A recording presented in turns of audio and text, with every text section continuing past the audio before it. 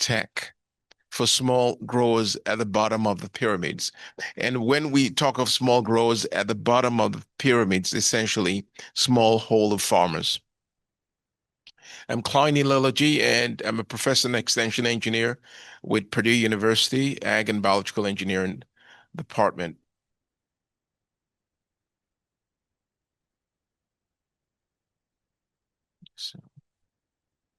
So first of all, let's look at the pain we try to address.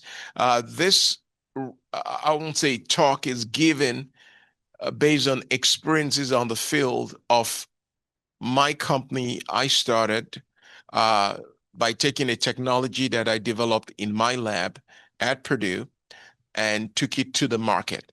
So when I say experiences on the field, is based on Jor Technologies International selling solar dehydrators and trying to take it to the market. The pain we try to address is that 1.3 billion of food is lost per year globally due to post-harvest, poor post-harvest practices, food wastage, and spoilage. And this impacts over a billion farmers in the continent. One of the major things that impacting over a billion farmers in the continent is they do not have the ability to meet the very stringent quality standards of export markets. When you typically see how things are dried, typically this is the picture you see. And by the way, these are pictures that I personally took on the field. I did not, download them from the internet. They are from, I think, four parts of the world: Nigeria, Senegal, Ghana, and Kenya. So these are four pictures from these four countries. And you can see how things are quite unhygienic. But the focus of the value chain we're looking at is the fruits, vegetables, spices, herbs, which is the horticultural value chain. And there are two pathways you could look at things. The first pathway is you have a single large processing facility next to the market, big city, and you transport all your fruits, veggies, spices to that facility, uh, and processing occurs. But you could lose over half of it. You could lose over half of it just due to logistics, transporting things. A lot of fruits and veggies are fresh, and you could lose over half of that. The second approach, which is what we're taking, is that you could actually bring technology to the farmers at the farm gates, provide them with dehydration technologies, appropriate dehydration technologies uh, that will ensure that they're part of that value chain. They can earn income from selling a dried product. They can grow their business, food security, and empowerment. And what you get is you're going to get low risks to logistics, spoilage, quality losses, and you actually reduce the tonnage in transporting your product. There are a lot of solar dehydrators out there, and if you do an internet search, search just less than a second, you get over 30.5 million hits. But if you really want to buy a solar dehydrator, and I believe including here, if you want to go out to the market to buy a solar dehydrator, I believe in most African countries, it's easier to buy a Mercedes-Benz than to buy a solar dehydrator. Will you agree with that? Okay, so we have the high-tech Mercedes-Benz, but we don't have the low-tech solar dehydrator. So what we try to do in when we're looking at the technology we've manufactured is we wanted to manufacture a technology that was easily accessible to farmers. Obviously, solar drying is climate smart, renewable energy, zero carbon emissions, and we wanted to design a technology that you can deliver at scale. Now, drying the horticultural value chain, obviously a lot of nutrients. You're looking at converting a lot of nutrients. These are nutrient-dense foods, micronutrient-dense foods. in comparison to carbohydrates, which are also necessary, by the way. Um, our design strategy is essentially anything we design has to meet farmers' needs, simple and affordable, can take advantage of the economics of scale in manufacturing, and has a commercial potential using various models. And we call it sleek, the design attribute: simple, light, mobile, intuitive, innovative, compact. And when they have it, it's a keeper. So this is the technology we designed. It's a portable solar dehydrator. The dehydrate, trademarked the dehydrate in 2019. When it came out, it won the ESAB AE50 award for outstanding innovation. And essentially, it's a modular unit. You can expand it based on the size of your operation. I'll just give you a synopsis of this is what these farmers are doing here. So this is an actual picture of farmers. This is how they dry the tomatoes. This is in Kano State in Nigeria. My graphic designer superimposed our dehydrate and said, this is how they dry it currently, this is how they could be drying it, superimposed. Yeah. What we've achieved, we have over 11,000 drives already sold, impacting 55,000 people. We've sold in over 10 different countries, over 28 different states in the US. And these are some of the major organizations we've sold to. But I want to say we focused on these three market segments: households, smallholders, and micro businesses. We actually are trying to impact refugees. We've gone into refugee camps in Kenya and Uganda, and then for mid-sized processors. But this is, I'm not putting this up is because, yes, we've achieved a lot. We've achieved some, but I think we could even be better. So these are the challenges we've seen on the market selling our products. First, last mile delivery is always a challenge for hard tech. The second is reliable distributors has been a problem. Effective marketing, when you look at effective marketing for the small grower, is not just only marketing, but you have to follow that with training and extension services. So that has to be part of the marketing plan. And also financing has to be part of it. Adoption can be low, and a big part is farmers are not connected to market. A lot of them didn't just want to drive for themselves. They want to be able to sell. And to sell, you have to connect them not to the local market necessary, but to the urban market. Because the dried crops, a lot of these dry things that are used in smoothies and other goods are more for the urban sector. So this is a new initiative we instituted over in 2023. We call it the Pamoja Initiative. And what Pamoja means is together we can achieve more. I'll just run quickly. Adopt tech by actually providing it not just at low cost, but in a way that farmers can access it. So we're providing this technology, and farmers pay only 20% down payment. And then we'll be part of the value chain to try to sell their crop. And then the other thing is we provide them with training. We take that value-added crop, we actually sell the finished product, and the whole cycle is repeated all over again. So rather than just go and say we provide technology to the farmer, we want to be part of the value chain where we help them actually sell the product they dry. Otherwise, they wouldn't have anything. They wouldn't have any need to come back to buy the technology. So what we did is our goal is to organize 200 distributed processing clusters. We'll equip and train them. We do facilitation and mentorship. It meant essentially one lead farmer will mentor like 10, 20 different farmers, and we provide financing and operations. These are actual women being trained in Mozambique through the World Food Program. Trying to do sort of things. This almost getting to the end of my slide. I put this out because a lot of people will say, well, these dehydrators are small. The big ones known on the market is called the Ohenheim solar tunnel dryer. Is a 20 square foot drying unit, but it's a centralized drying unit. So they will build these for communities, and you wonder why they're not adopted. One major reason is everybody has to go to that dryer to use it, and it's in the corner somewhere.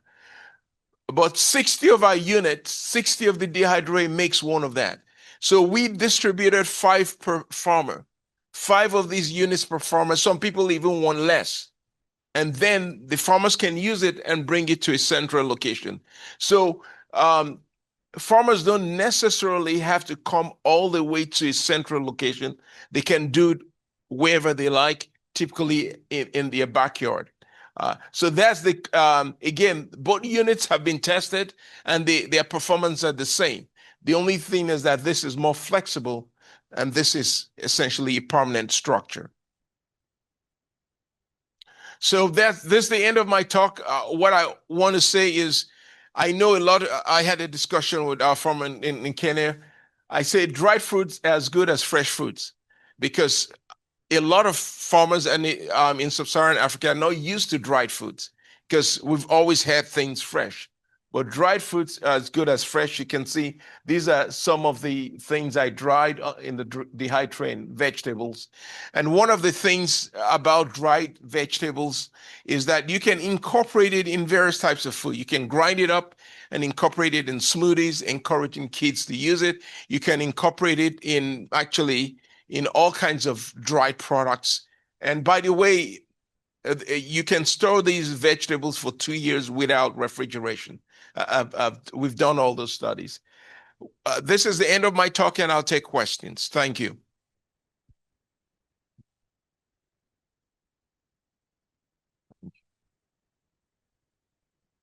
I'll take questions. Thank you. Yes, please. What is the cost of producing one unit, and what is the sale price, and what is the profit margin?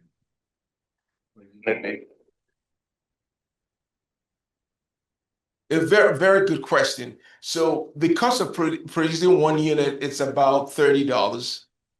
And that will include not just the cost of producing it at the factory, but packaging and bringing it into our warehouse. Now, when you want to say the cost of delivering it to the customer, that's where the challenge is. We spend as much money in transporting it, or even more than the cost of production. So the delivered price in Kenya will be almost $65 Per tray. per tray. By the time you pay your shipping, it's interesting. We pay duties, even though it's renewable energy and it's an ag. We pay duties.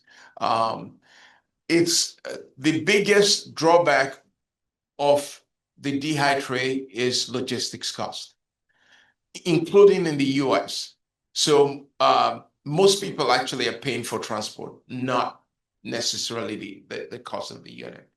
The other cost that so we are small, we're not a big company, is to get the price point we want, we have to manufacture a minimum of 1,000 units. That is the minimum order quantity. So every factory will have a minimum order quantity. So you have to make 1,000 units to get the price to get to that 65 landed cost in Kenya.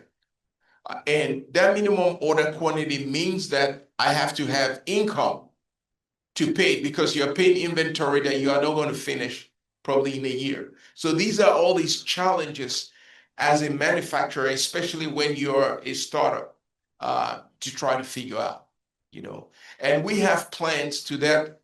We have plans to manufacture in Kenya for the East African market, in South Africa for the Southern African market, and in Nigeria for the West African market. Though because of cost and no investment, we've not been able to realize that. So, good question. Yeah, thank you. Thank you very much, Dr. Kane. And so I think this technology could be like have a good market in Morocco and Egypt. And my question is this technology cost effective for small farmers, and it is affordable for them? And what are the incentives that you need to scale up this technology? Very good question. Is it cost effective for farmers, and is it affordable, and what are the incentives to for farmers? I'll say yes. And when I say cost if affordable, I think it will be hard for the farmers to afford it landed cost. So the way we say it as a company, we say our farmers are end users, but the NGOs, the development organizations or companies are the buyers. So the World Food Program, the FAO, the government, like the government of Kenya, purchased 8,000 units for the citizens. And then the farmers are the end users. Now, the model for the Pamuja initiative is we want farmers to only pay 20% down payment. We've done a sort of market survey. We think farmers can afford to pay like 25 cents a day to use the unit if they can sell their product. And we think they can pay a DHI tray, 5 DHI trays within a year if they have a market for their product. So the goal is for them to have a market for their product so that they can pay off the DHI tray. The question, is it effective? Is definitely effective. We have farmers who are in the Caribbeans. So we work with an NGO out of Chicago. They buy it for their farmers in the Caribbean to produce breadfruit flour, and they have been selling. So the goal, if you look at the value chain, and we say the U.S. farmers or the U.S. is a model, but no farmer is going to be paying out of cash to buy equipment. They all have financing. And what we've not done in the developing country, we've really not provided financing for farmers. And so that's why we're looking at 20% down payment. But key, they have to have a market. You know, if you have a market for farmers, it's easy to sell this. That's the key. Yeah. And I would like to speak with you if you of how to link whoever could won this in Morocco. I'll be glad to speak to them. Yeah, it's a challenge getting reliable distributors. Yeah. Yeah. Yes, Oh, sorry. I come from Kenya and have an experience with that. They are good and effective. My only worry is that in most African countries, especially sub-Saharan country, you have to look at the value chain up to the end, from growing up to marketing. Otherwise, any intervention in between without looking at the other areas will not succeed. I'm wondering, is it possible for Pamoja initiative, because I know it's Nairobi, is in Kenya, to get market so that the farmer is sure of market? That's what we're trying to do with the initiative. That's why we launched after 2-3 years of doing this, and we realized we're not making a headway. And that's why we launched the Pamoja initiative. By the way, when we launched it, it was at the University of Nairobi. We had the dean, we had farmers come, we invited counties. The problem with the initiative, we didn't have money to buy the trays and finance the project. So the whole thing about ag is you have to have all the sectors. You have to have financing, ag tech providers like the company. You have to have the extension agents. So I think our missing key is market and financing. And you have to have the whole, it's a package. So and that's what we have in the US. and in Europe and Asia, parts of Asia that we don't have in Africa. So I wholeheartedly agree with you, and that's what the promotion initiative is. Thank you. I'm running out of time. Yeah, I'll take one question then. Yes. Thank you so much, Professor Klein. I have a question. How can dry food reduce poverty? And when you dry food, there is impact nutrition food, nutrition value. Very good question. How can dry food improve poverty? Well, when you dry this, you essentially adding value to this product. Dried foods can be stored for up to 2 years without refrigeration or even more. These products will last for a week. So you're cutting down their waste. Uh, you can sell more to larger markets, further markets, because you're consolidating it. Um, Literally, you're reducing volume and weight by over 80%. Just think about it. Volume and weight by over 80%. So when you ship in, all your logistic cost goes down because you're concentrating foods. And I didn't emphasize it, but there's a Lancet, which is the medical journal. They have an Eats project, and they brought out a report in 2023, and the report says that for us to increase our livelihoods, we need to increase the consumption of fruits, veggies, nuts, and legumes. And one of the ways to do that is to fortify foods with dried foods.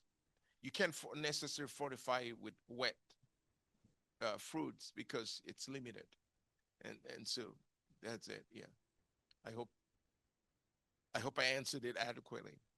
Okay. So with that, I thanks a lot for your questions. Great questions. I want to end here, and so we have the second speaker come over. Thank you.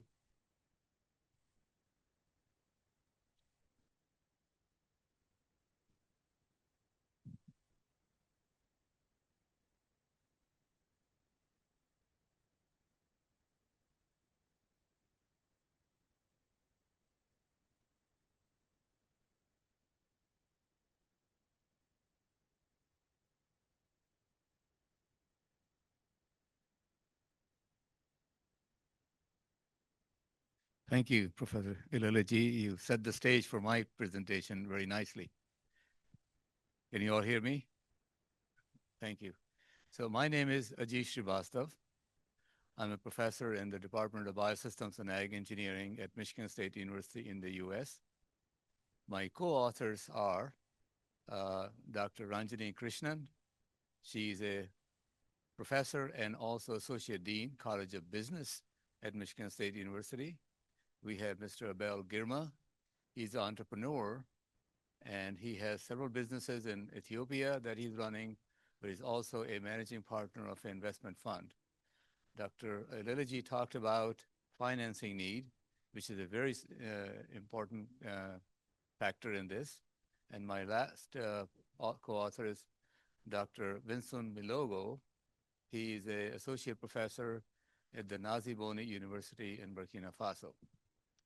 So with that, let me, let's say advancing would be just arrow down. Okay. Sideways. Nothing is happening. Okay. Oh, I see it now. Okay. Yeah, I got it. So the theme of this conference is water. And we have heard a lot about irrigation. So I thought what I would do is talk about our experience in Burkina Faso on using solar drip irrigation system for smallholder farmers, but focus more on how to scale it. What I mean by scaling it, we generally test one unit and we make a publication and presentation, then we go on to the next project because we are engineers and scientists. But for it to make a difference, it has to be adopted by hundreds and thousands, maybe even millions of people. So how do we go from testing one unit to make it available to thousands or hundreds of people? And that's called scaling. And it takes a whole different set of factors to go there. So I thought, let's take a look at the factors that would, or the scenario that would make it more palatable for scaling. Okay, so we're going to focus on my project in Burkina Faso. So let me give you a little bit of a background on Burkina Faso. Those of you who don't know, Burkina Faso is a relatively small country with 24 million people. 44.5% of the population lives under poverty line. The poverty line as established by UN. 80% of the population is rural and relies on subsistence farming. And according to EU, nearly 500,000 children under 5 suffer from acute malnutrition. And Dr. Lilaji talked about dry foods, and they provide the nutrients. Protein from meat provides the protein, and carbohydrate provide energy. But if you don't have vegetables and fruits in your diet, you lack that. So in the dry season in Burkina Faso, where nothing is growing, they cannot grow vegetables and fruits. Children, and especially children and pregnant women, suffer from malnutrition, and they're underweight and tend to be anemic. So basically, 88% of children under 5 suffer from anemia. Okay, so let's take a look at agricultural landscape in Burkina Faso. It's basically a rain-fed agriculture, which contributes 35% to the GDP of the country. It employs 82% of the working population. Cotton is the main crop, but they grow also maize, sorghum, and millet for domestic consumption. They're mainly smallholder farmers, which is defined as someone who owns less than 5 hectares of land. Irrigation is only used for managed areas for rice production, and the livestock is also relatively underdeveloped. So what are the challenges? The challenges that the Burkina Faso farmers face, that of course everybody's facing: climate change. There is significant soil degradation that occurs. The crop production yields are declining. The household income is low, and there is of course lack of nutrition, and many farms, rural areas in Burkina Faso don't have electricity. So this actually puts the focus on need for solar energy. This is rainfall data. As you can see, they get very little rain. There's only one rainy season, and the dry season starts sometimes in October, November, about now, and it will not rain, as you can see in this. Oops, I go back. Rita, try again. Okay. So from here all the way to here, there's no rain, and everything turns brown. You cannot grow anything, and but there are opportunities during the dry season. If you take a look at to grow, what you need is sunshine, you need water, and you need temperature. In the wintertime, which is the dry season starting about now, they still have enough growing degree days. There is water there, and I'll show you some data, and there is enough solar energy for both photosynthesis and photovoltaics. And so you can actually grow crops. So this is the temperature for different months, and you can see the temperature ranges in the Fahrenheit between 60 and 90 degrees during the dry season. And this shows water availability. And rather than going through all of the data points, I can point out that there's a potential of groundwater of 32 billion, and surface water is 10 billion cubic meters per year. So there is, of course, this drops quite a bit during the winter months, but this is what we're going to focus on because we're going to rely on groundwater for drip irrigation. So there is water, and this is in the region that we are working, which is the Haut-Bassin region in the southwest part of Burkina Faso. This picture shows that the solar radiation in the world, but you can see the maximum solar radiation is in the continent of Africa. Burkina Faso is right about there, and there is sufficient solar radiation to focus on solar irrigation project. So the key questions are that is there, if we are going to focus on scaling solar drip irrigation system, certain things have to be in play. So is the solar drip irrigation technology ready for scaling? We cannot scale an experimental technology. It has to be commercially ready for scaling. Is the technology economically feasible?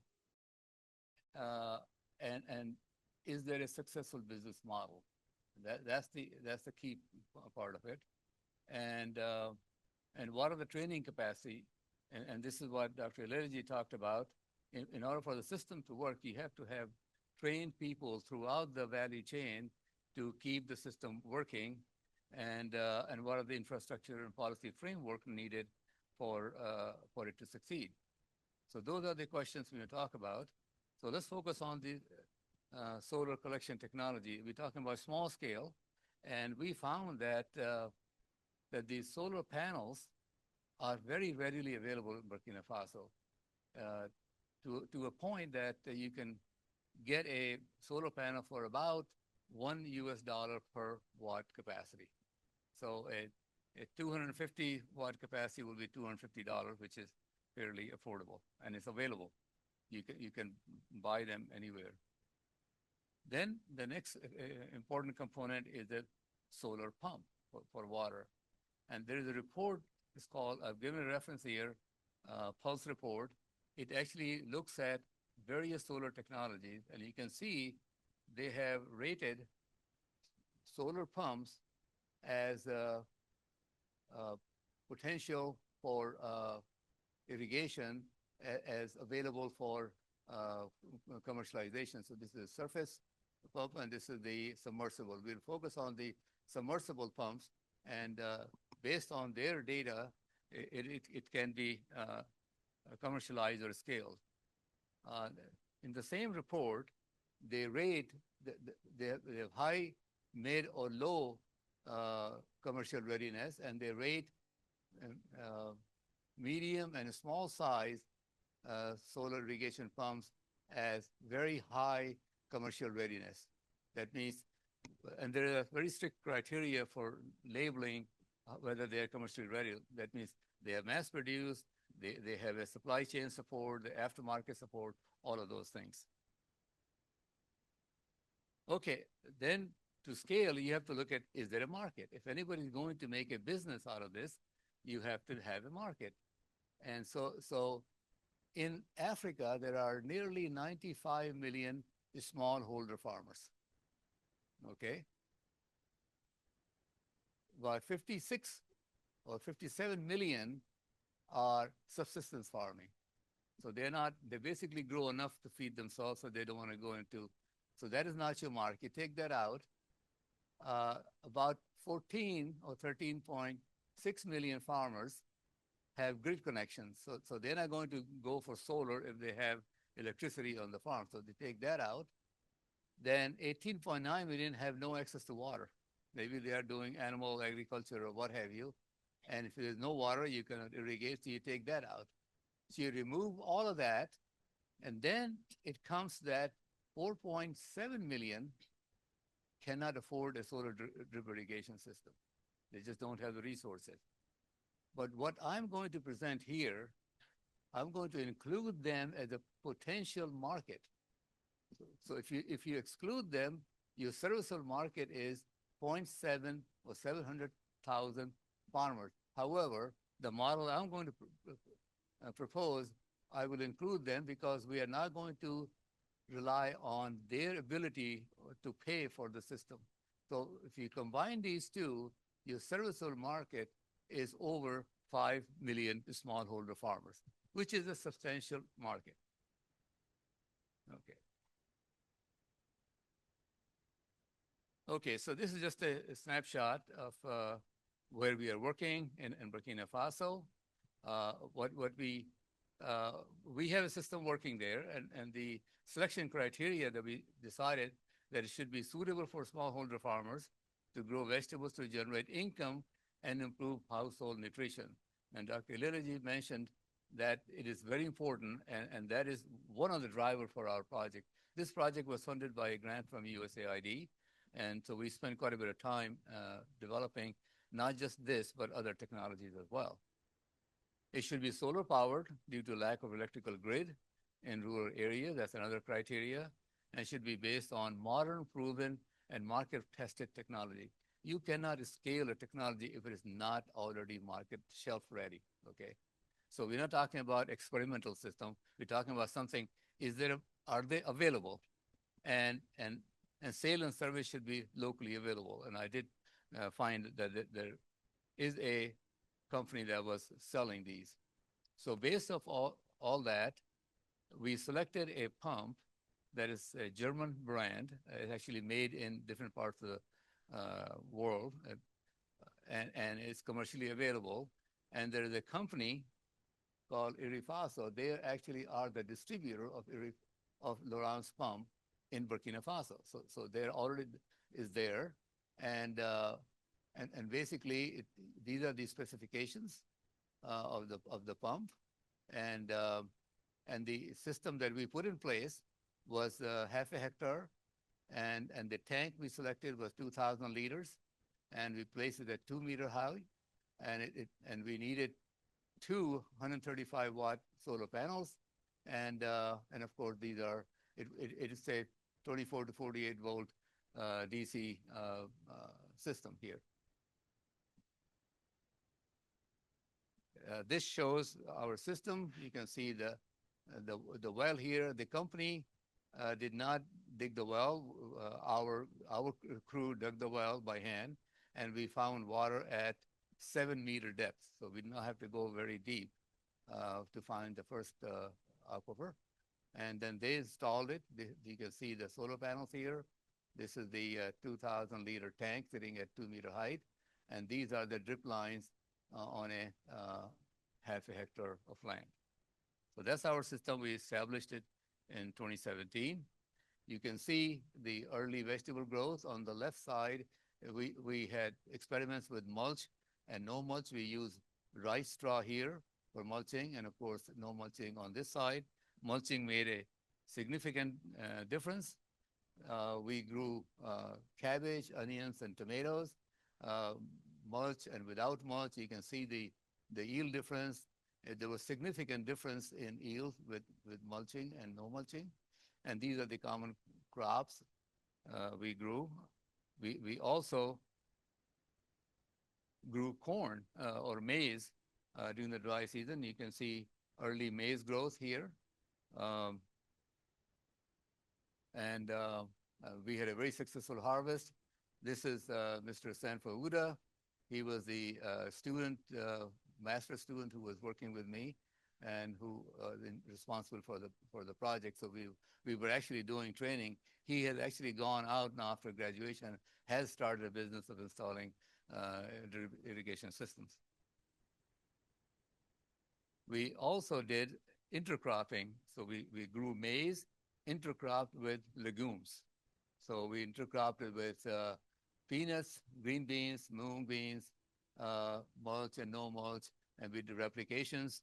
And it really worked out well because these beans, legumes fix nitrogen, and maize uptakes nitrogen. So you have the motivation for growing maize during the dry season was to be able to grow seed maize So you have seed for the next year for your regular crop. Okay, so what's the system performance summary? Basically, the solar drip irrigation system, as designed and installed, functioned quite well. And the solar drip irrigation system can be used to successfully grow crops, vegetables and legumes, and intercrop. Maize was also very successful intercrop with legumes. So what we learned after several years of successful operation, that solar drip irrigation system at a small scale, this is half a hectare of land, is a real technically feasible way to grow a crop during the dry season. So that was a major conclusion. Now, how do we scale this? This is great. It worked in one place. Can you scale it? So what kind of a model that we talked about? And this is what we now have to think in a different way. So we said, let's look at two different models. First of all, we are talking about, and we have to change our mindset. Our mindset is farmer owns everything, owns the technology. But when we get to more complicated technology, it's not possible, not just financially to own it, but to manage it, because this solar panels and controllers and pumps require a level of technical expertise that farmers are not likely to have. So there has to be a middleman here who can provide those services. So we are now talking about ASPs. ASPs is agricultural service providers. So they actually come and install, they provide the service. Now we are used to having ASPs coming and doing the threshing, right? So you have a crop, they bring a thresher, they thresh it, and then go. But now we are saying, what if ASPs provided irrigation services as well? So, but this is not movable. So this actually makes us think a little differently. So we're looking at two models here. One is that you have a single system, a single farmer, and has a well and a pump and solar panel and water tank and drip irrigation system installed on one farm. The other one is that there is one system, which is what we call a single borehole model. This is what is being tried in Ethiopia. This is in Burkina Faso.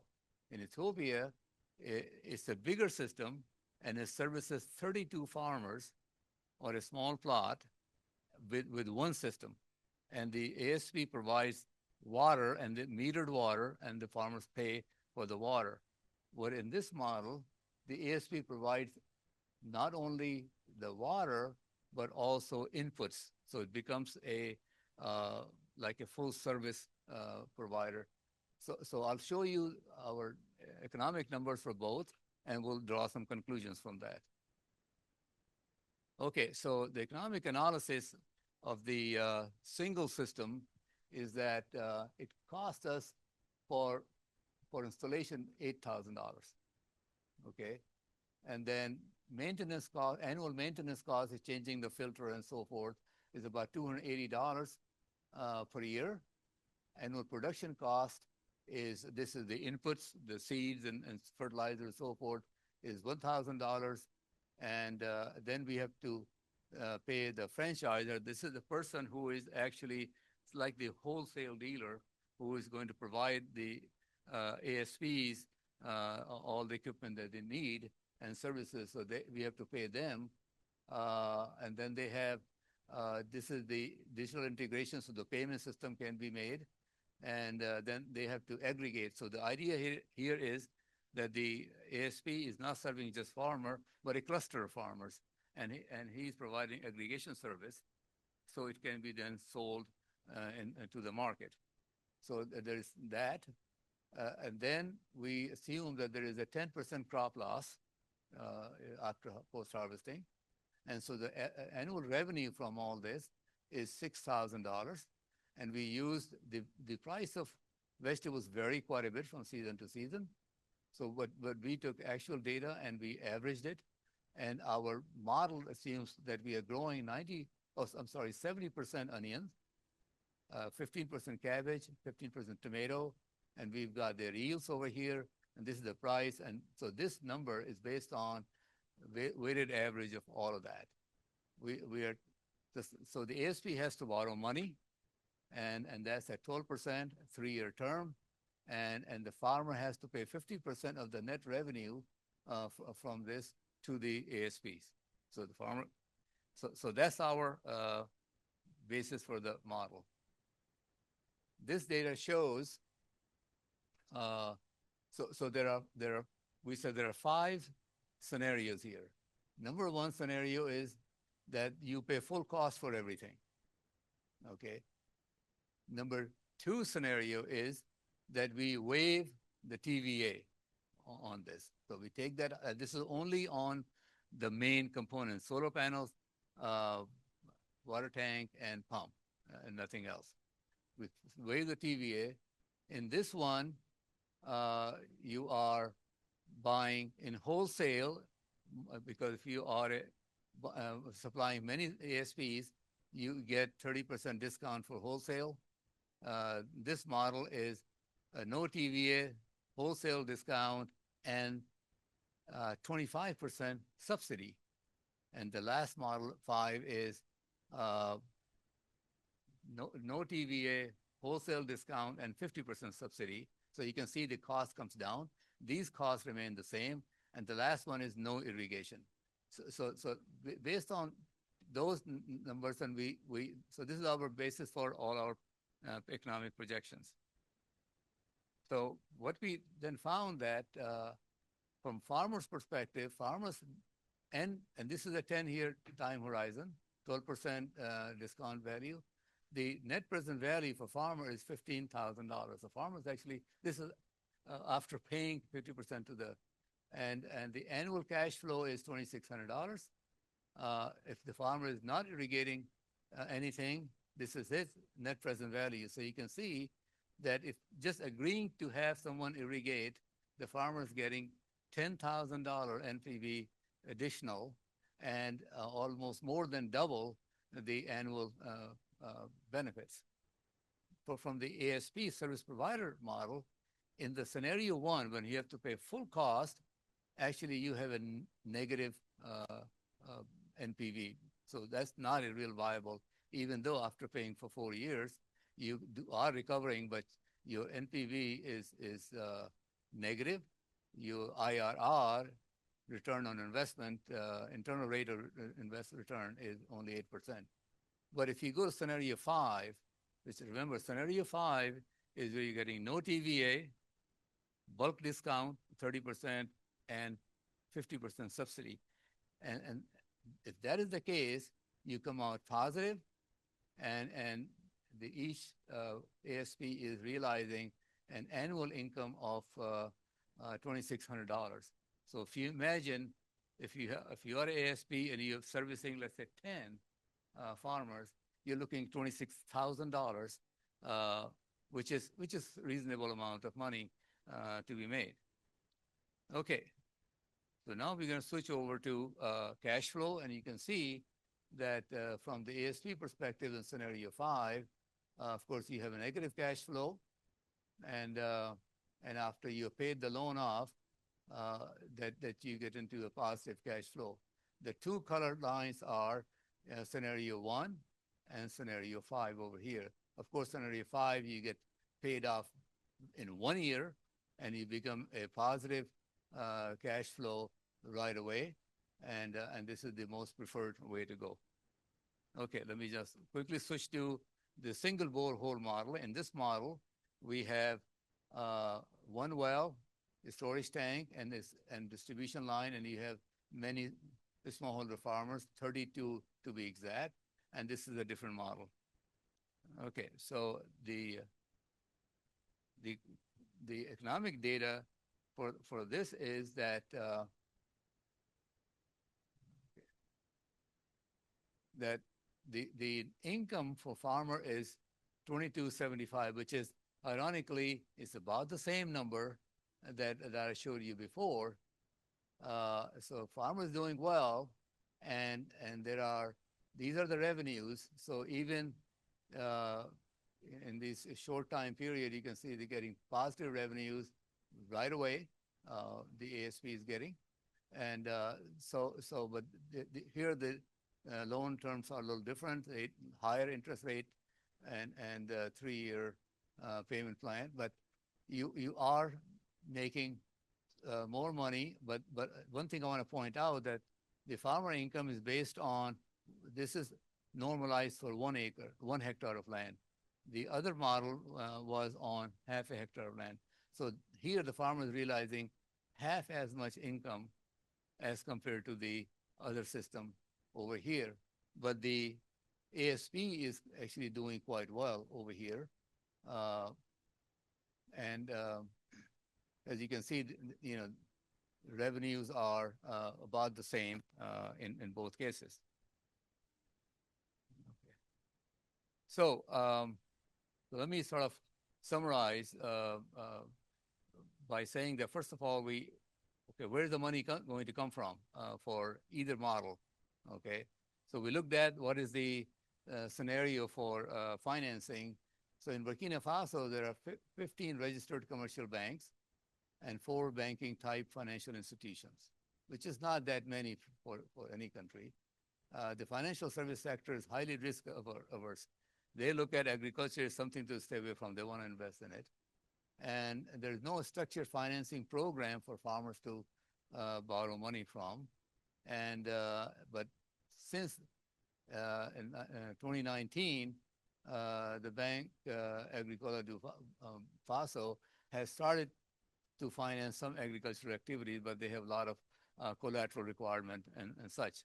So based on all that, we said there has to be a different way of providing financing for agriculture. So we thought that a concept of blended financing, what blended financing means, you are taking public funds and also private investment. You mix them together, create an impact investment fund, and this fund now is geared towards providing loans and financing for ASPs. So this is something we're going to talk more about this afternoon in our special session. But Impact Investment Fund is a real practical way of blending the two funds and providing loans. And this is, again, a loan that the ASPs have to pay back. There's also training requirement, and the training requirement basically says that you have to have people who understand the role of irrigation. This has to be at a graduate level. We have to have technicians who can service solar irrigation systems. And we also have entrepreneur training, because ASPs are now small businesses. They have to speak the business language. They have to understand. How many of you, when I said NPV, understood what NPV was? Raise your hand. Of course you do. Net present value. Net present value is a way to make a decision for things that are going to happen in future. Okay? How many of you understand what IRR is? What? Internal rate of return. So the question is, if you've got $10,000, if I invest in this project, what is my rate of return? Or would it be better off to put it in the bank and get the return? And if you're getting more money in the bank, then why should I put it in this project? So that's basically borrowing from yourself and making a case that you should invest because your IRR has to be better than 3 or 4%. I mean, usually IRR, if they're in the 30 to 35%, they make it a viable business case. But if you're less than that, they won't. The other thing is, so entrepreneurs have to understand the rate of return, projection, cash flow, all of that. And because if you don't have that business case, the banks will know right away you don't know what you're talking about, and they're not going to give you money. So you have to come up with the two things: that your project is technically sound, one thing which we proved by growing crops. Yes, it works year after year. Your technology you're proposing is commercial ready, and there is a supply chain, and you talked about supply chain, is available. You have a sound business model, and you have a market. If all those boxes are checked, then they will provide you the loan. And that needs some specialized training, and that training has to be put in place. Okay, I think I'm going to go to a. So based on what we did, we are talking about some policy recommendations. The policy recommendations are that for Africa to make a leap forward, the policy have to favor. And you talked about you have to pay, Kenya has to pay import duty on your solar dryers, which doesn't make sense. And I can give you an example of India. When India has made a huge progress in ag area, but this is what they did. They said, if you're going to bring import into India, we will waive your import duty for 5 years. But you have to, after that, produce that in the country, which was a very good start. And it has made a huge impact on Indian agriculture. So then we are saying that you provide 50% subsidy, at least initially. And then borehole drilling service is important because we were lucky we found water at 7 meters in Burkina Faso. But what if you have to go 20 meters, 30 meters? You need a specialized equipment to drill. And so you have to have a borehole service. Either government provides that or then there's another well driller who has to come and then you have to pay that person. And then finally, we have to promote blended financing through impact fund type of situations. So to summarize, I've got, I won't go through all of this. I basically have been summarizing as we talk about. Bottom line is solar drip irrigation system is a real practical way to grow crops during the dry season, to improve income and nutrition. It's a very scalable technology, but we have to have a viable business model for it to be scaled. Otherwise, we can wish and talk all we want to, it's not going to scale. Thank you very much. I know we're running late, but I could take maybe 2 questions, 1 or 2. Hello?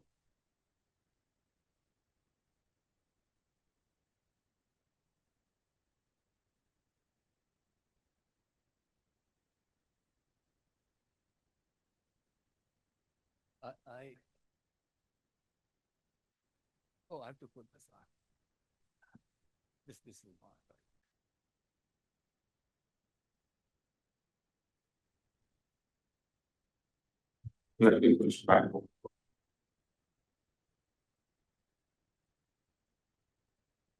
Well, my question is the same system, it is applied to surface water, for example, for river, because here just in well and Yeah, absolutely. You have to get a different pump. This pump is submersible, but there's a surface pump you can get and go take the water from the river to lake. but it is not, there is no problem on filtration because quality. The filter has to be maintained. That's a very important point. That's why I showed $280 a year maintenance cost, and that is primarily to keep the filter clean and so on. D'accord. Parce que l'eau elle est très chargée. Hein. So there's more contamination. First of all, thank you for your presentation.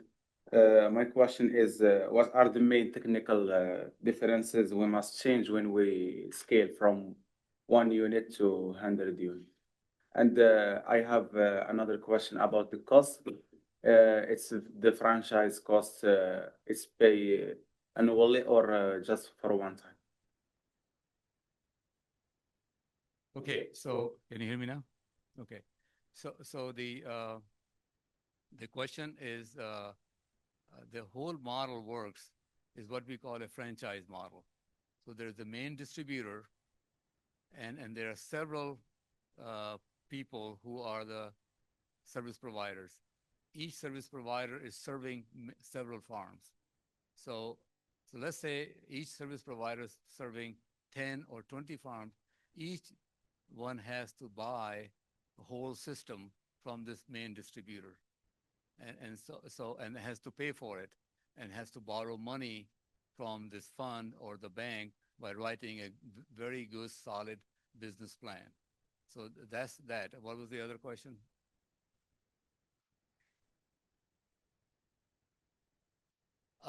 Technicals our specifications are the same because you're replicating. So you're buying the same thing and you're replicating in 10 different places. And that is why you can reduce the cost and maintain because they're all identical. So do you all understand franchise? It's like there are McDonald's, right? A store. McDonald's is a franchise. If you go to one McDonald's, you buy a hamburger, it's exactly the same taste and size and as another one. So they have maintained the quality, and that quality comes by main franchisor providing training and controlling. So they provide everything. So the ASP then buys these inputs from the distributor and gives them to the farmer and charges them. And that way, you see, you have to be fully embedded in this production of vegetables or the crop if you are the irrigation provider, because you can't just say, okay, here is the system, I'll see you next year. It won't work. You have to be very engaged. You provide information that this is a quality seed, you have to fertilize. And I'm even thinking there are some low-cost moisture sensors available that can be installed. They are IoT-based moisture sensors. They can send you that this field needs water. So you send a text message to the farmer that turn your system on.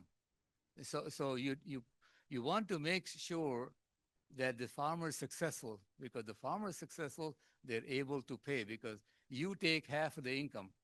So you become a partner with the farmer, and farmers are the same everywhere. They need to develop a sense of credibility with you if they're going to do business with you.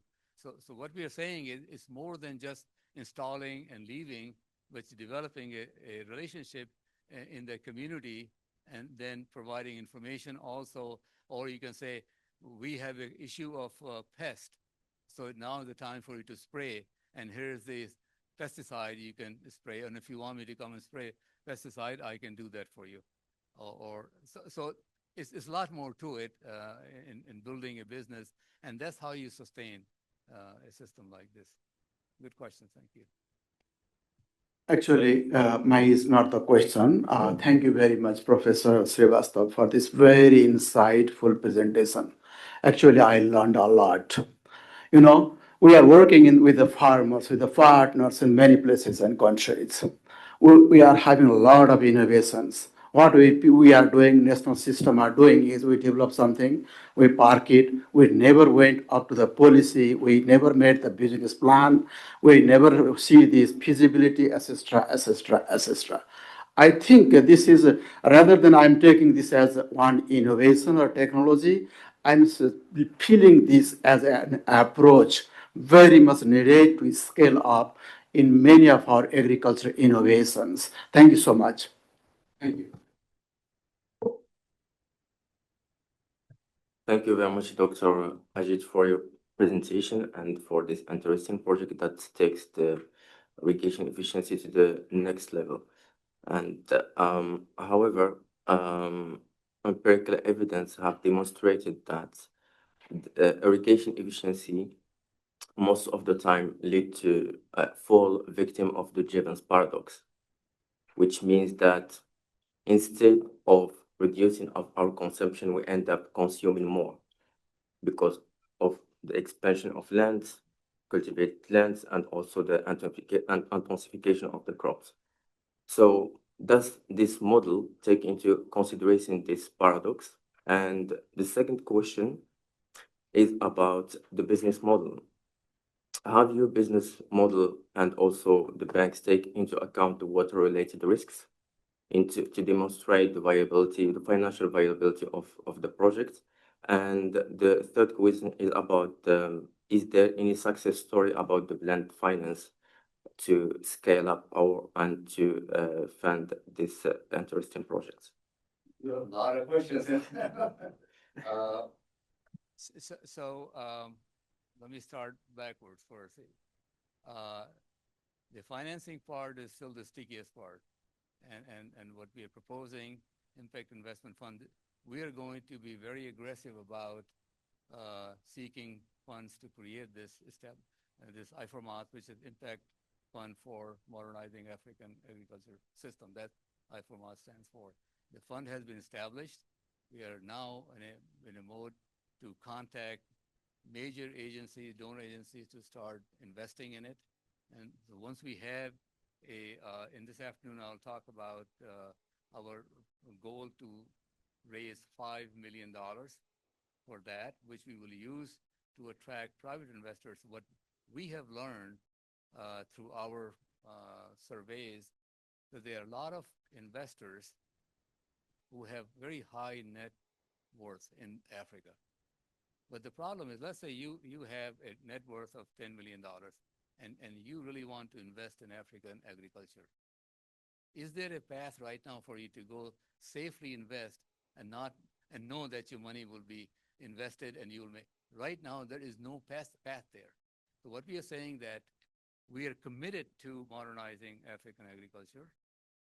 We will not only just give out a loan, but we will provide training, we will provide monitoring, and we will ensure that you can get your money back, because we have now blended financing. So we have donors who have given funds to backstop as a collateral. So that's the concept, and time will tell if we are successful. 5 years later, I may have a different story to tell. But we've got to try something, and the whole point is, that we have to think out of the box and do something different, because I've been in this in African scene for the last 15 years, focusing on technology development and so forth, and I don't see the needle moving. I mean, we get the same numbers, that 70% of small farmers are still using hand hoe, 20% animal power, 10% tractors. I like to see the reverse. 70% tractors, 20% animals, and 10% human labor. But it has not moved. There are big farms and so forth, but that's not what we're talking about.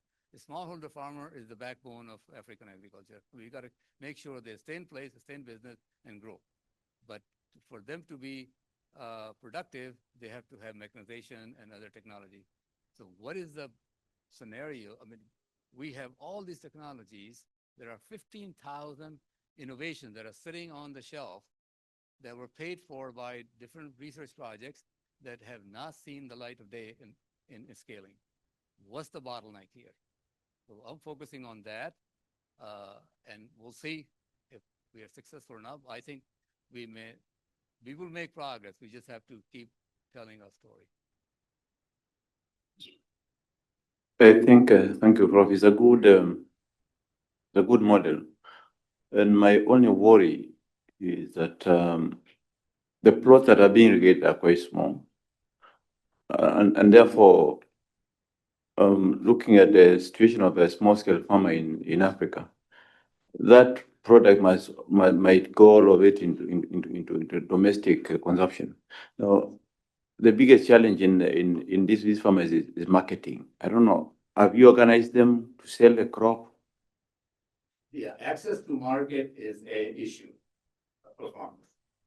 And I traveled in Africa, And at 5 o'clock or 6 o'clock, I'm driving, and there are roadside shops, and they have the pyramid of tomatoes sitting there, and it's 5 o'clock, and they haven't sold a single tomato.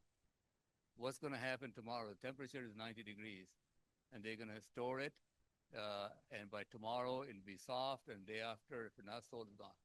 So what the next step is, which I didn't talk about, is these ASPs. For example, there's an ASP working with 10 or 20 farmers growing tomatoes. That same ASP can now have a solar-powered cold storage and aggregate the harvest, bring it here, and then make it agreement with a shipping company to take it to the market and put it in a bigger storage or processing. So we got to fill that, but we got to first create this and don't say, okay, Mr. Farmer, you've grown tomatoes, now it's your problem. No, no, no. We will collect it. We will store it in a cold storage. And what that model would look like, the different models, you can store your crop in my cold storage and we will charge you a fee for it. You don't have to own it. The main thing we have to get out of is farmer ownership. What we are saying, you don't own anything. We will simply pay for the services used. Just like we use lights. We don't own the power plant. But there's a meter, you turn the light, the meter runs, you get a bill, you pay the bill. You don't have to maintain the power plant, you don't own power plant, but you pay for what you use. So that kind of thing is what we're trying to bring to farmers. All right, thank you very much. I've taken more time. Appreciate it.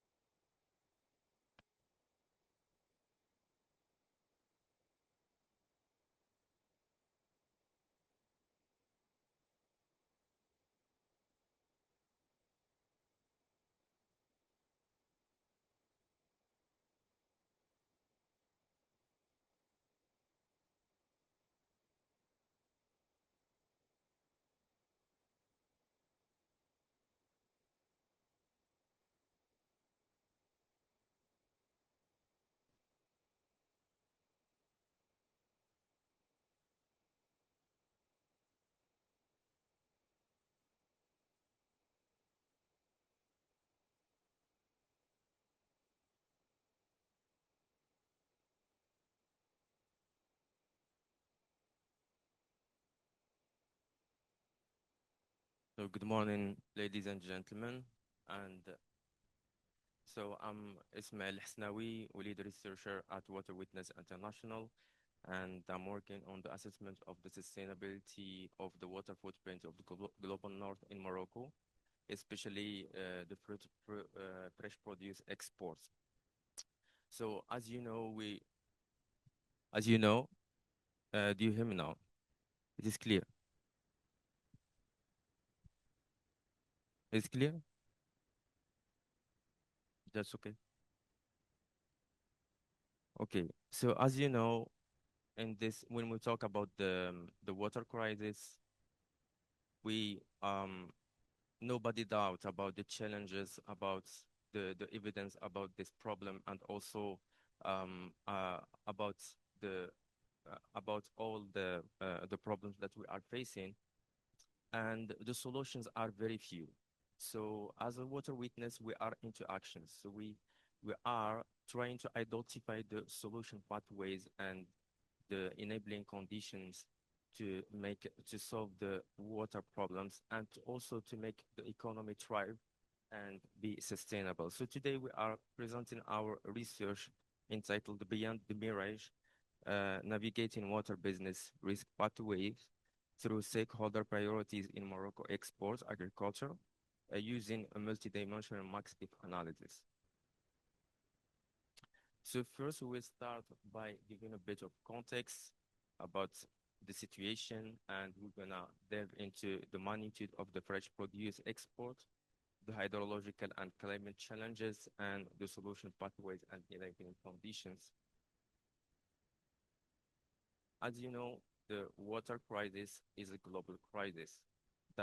So the World Economic Forum lists water crisis as one of the top 5 risks to the global economy in terms of potential impact, leading to 2/3 of the world's population experience severe water scarcity for at least 1 month per year, and 500 million of people face water scarcity year around.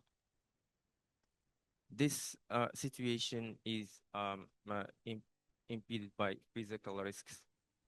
So nearly 1 in 4 people live in area facing physical water scarcity, and the situation is, of course, worsened by climate change, where 9 out of 10 natural disasters are water-related, and climate change and governance failure exacerbate the crisis. So, uh, like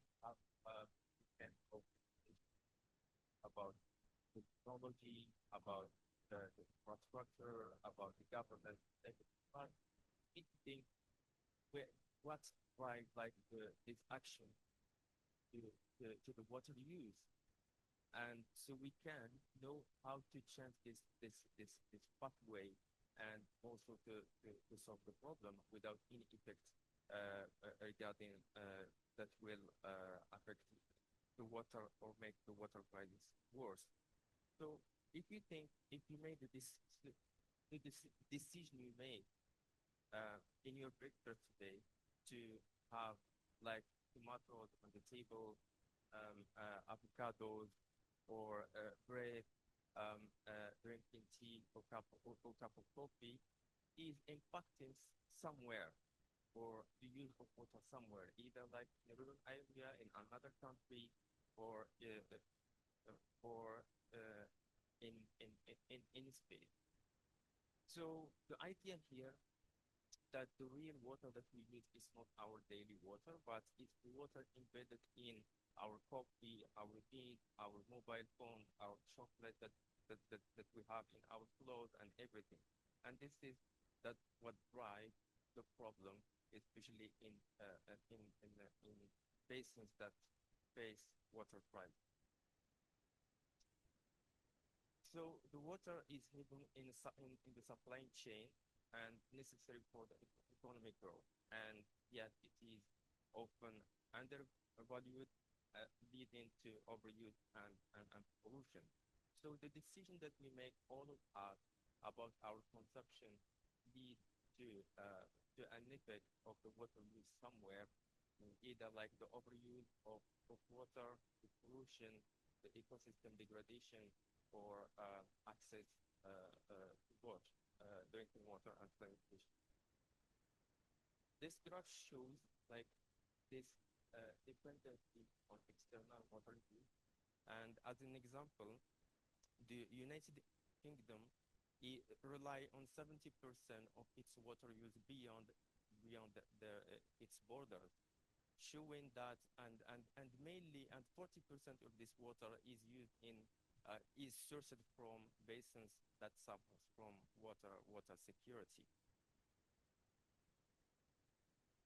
And the key findings of this situation is that there is a high dependency on external water use, and 50% of the external blue water footprint is unsustainable, as well as the per capita dependency on external water footprint is significant, and the global north water use depletes resources and increase conflict, and where it's interpel ourselves for a urgent need for international water governance reform.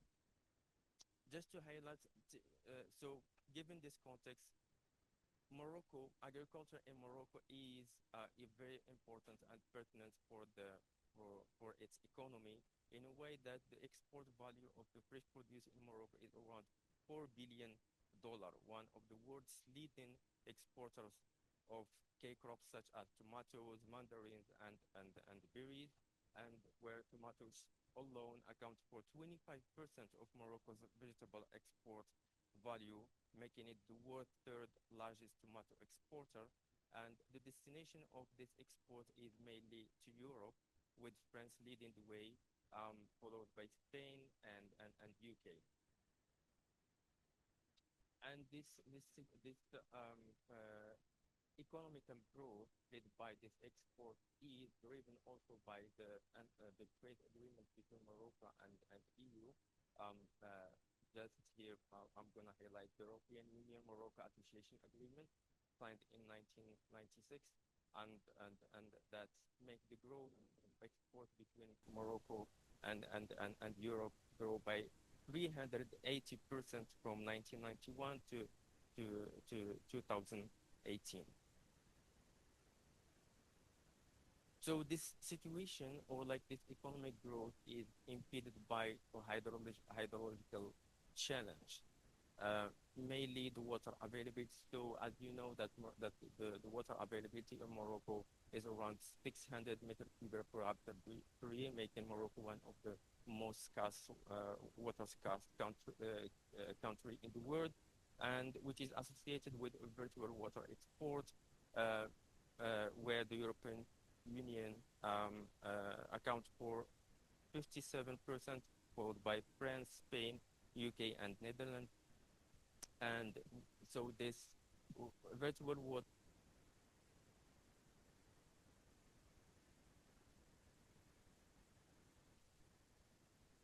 the largest contributor, followed by France, where France is leading the way, and also some of this water is used also by United Kingdom at a low rate.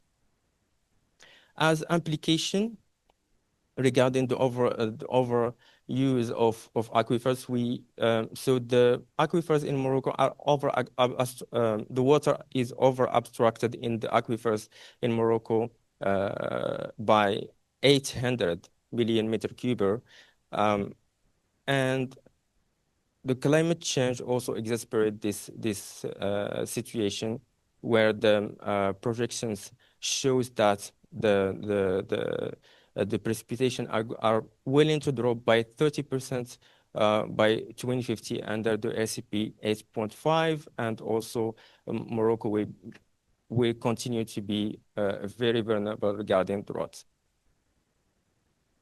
And also Morocco is subject to severe and frequent floods as a consequence of the climate change. The aquifers also in Morocco suffer from pollution as well, caused mainly by agriculture.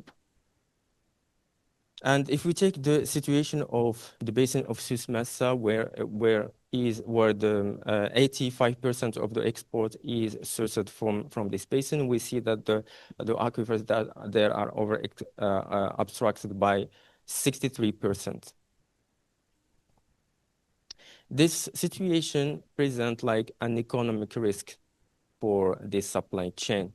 So McKinsey demonstrated that 51% of the global water supply is drawn from water-stressed basins, presenting a potential risk of a potential final risk of 300 billion US dollars, and which shows that there is need to investment in water-related projects by $148 billion annually. So what we are looking for? So we are not looking to reduce the use of water or cutting the use of water, but we are trying to into the supply chain, looking in the supply chain and seeing where this water use is causing any kind of unsustainable water withdrawal or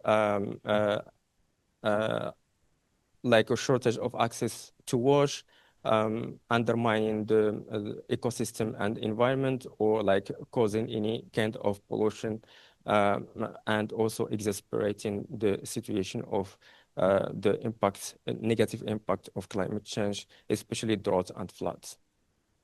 So in our research, what we try to do is like to find solution pathways and enabling conditions to this situation.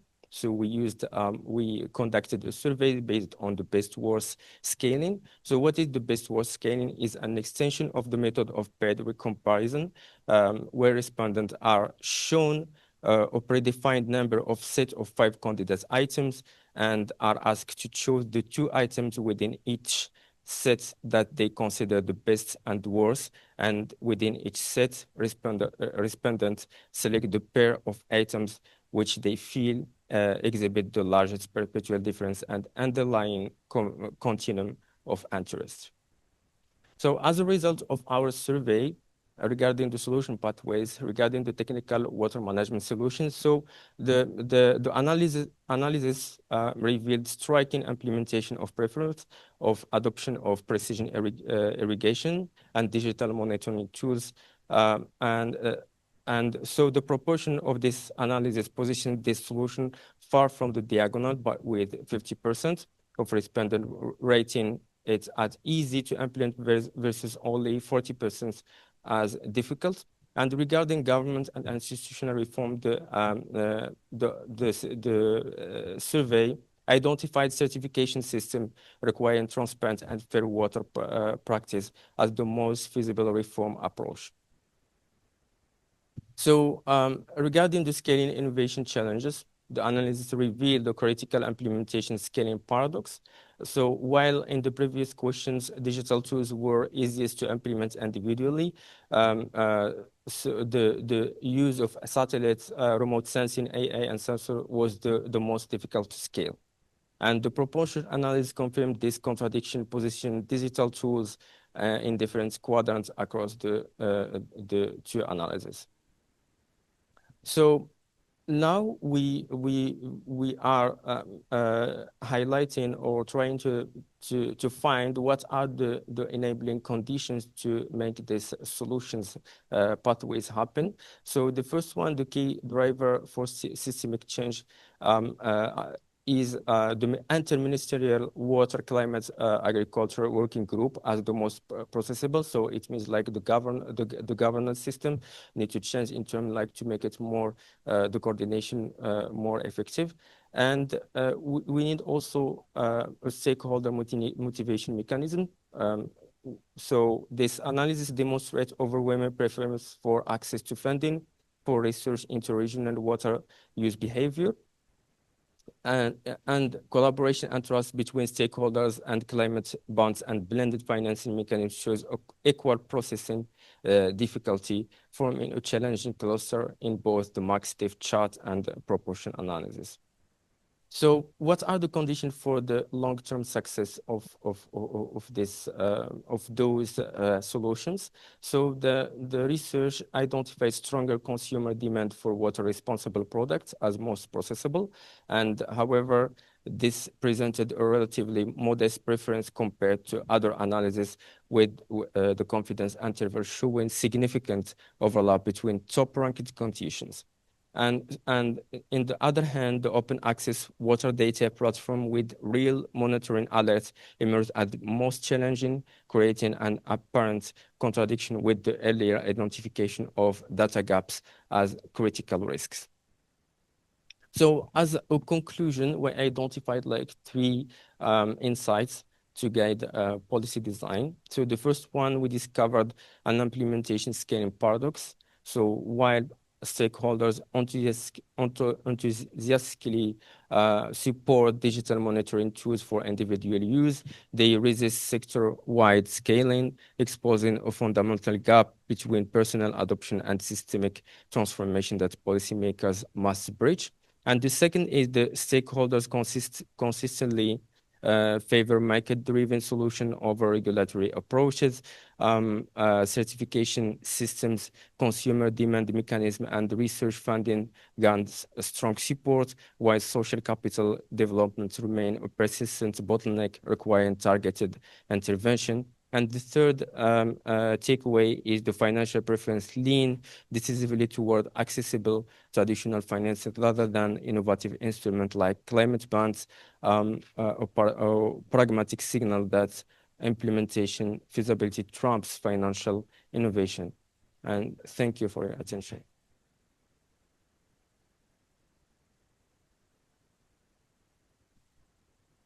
And I'm happy to take any question.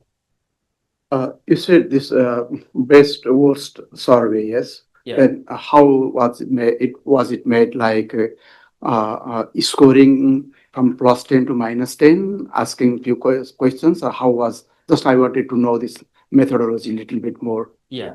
Yeah. So so what happened that we have the question and we have like too many like 5 answers, 6 answers, and we say like what is the best for you, like what is the most challenging, the least challenging condition and the answer, so you will know which one is like the most challenging, and or like which solution is the more feasible or less feasible, most difficult or least difficult, so you can have like a targeted solution that could be implemented in this context. Yeah. Thank you. Yes. Yeah, thanks a lot for your presentation. I was wondering, given the very critical uh, situation with regards to growing tomato in Morocco, I mean, obviously there's an export, but then you have the water deficit situation. Yeah.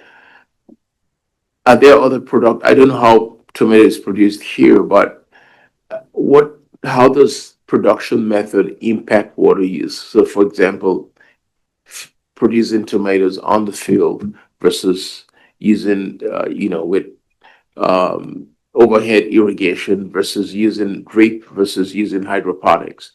Are there potential savings to use some different production method currently being used? So Morocco has invested heavily in the supply side, like by first going for the dam policy to mobilize the maximum of water, or like to increase the capacity of supply. And then in the field, it's like largely the 40% of the agricultural land is equipped with drip irrigation to increase the efficiency. And now we are shifting to desalination.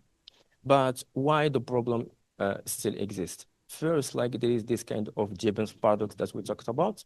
So when you increase the efficiency of the water use, the agriculture tend, generally speaking, to expand the land first, so it will increase the consumption. Second, they can intensify, which will increase the consumption. And there is also the problem of the climate change. So increasing the consumption, which means that there is a pressure on the groundwater because it's the cheapest resource. And second, climate change, it's make the investments in dam less viable because the capacity of the dam instead of having like the full capacity will have like just 30% as it is the case right now in Morocco. So you will have like a shortage in terms of supply, and which will yes give this kind of pressure also on the groundwater, and also give pressure on the government to invest in other solutions like desalination, yeah, which have like a trade-offs. Thank you.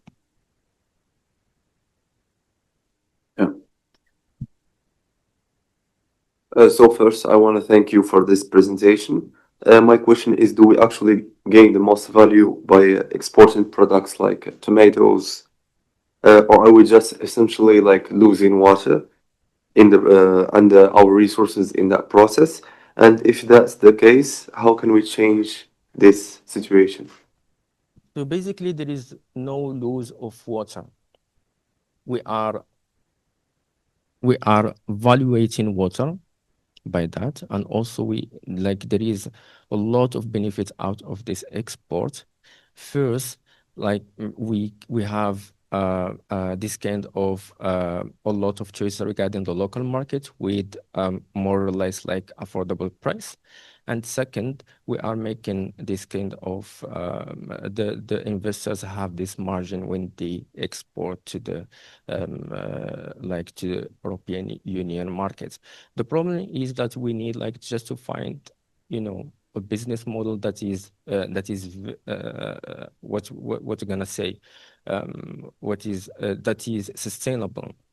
So we are trying. So the idea is like to have this collective action framework that unify those stakeholders around a sustainable financial model, and also to mainstream the water-related risk into the national policies, and as well to change the behavior of the water users from independent to interdependent water users, so we can combat also this given paradox.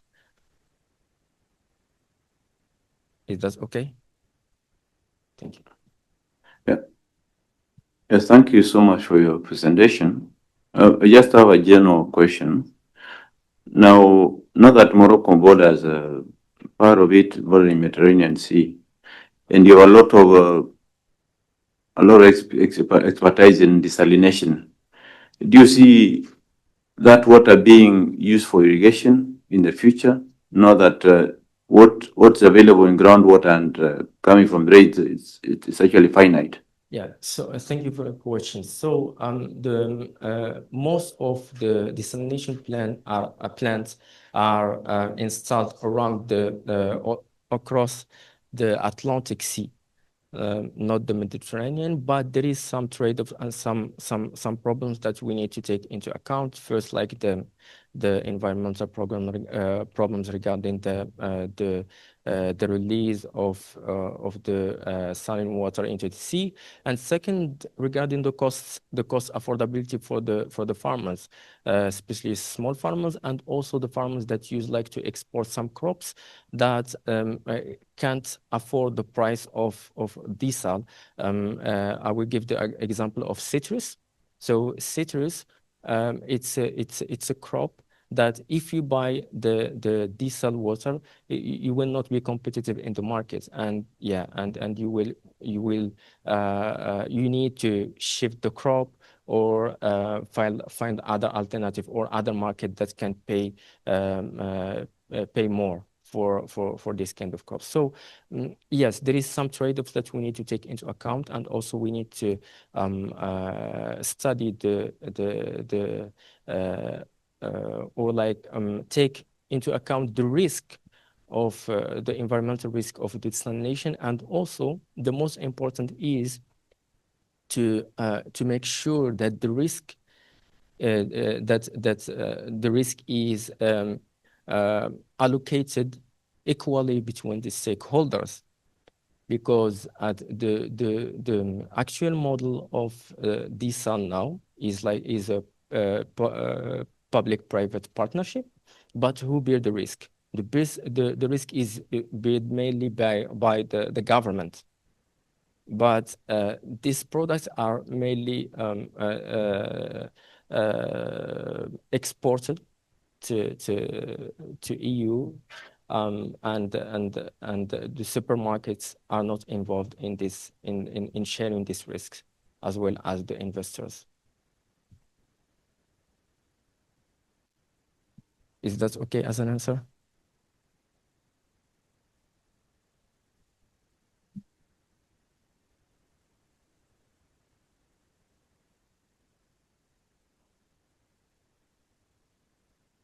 Thank you very much.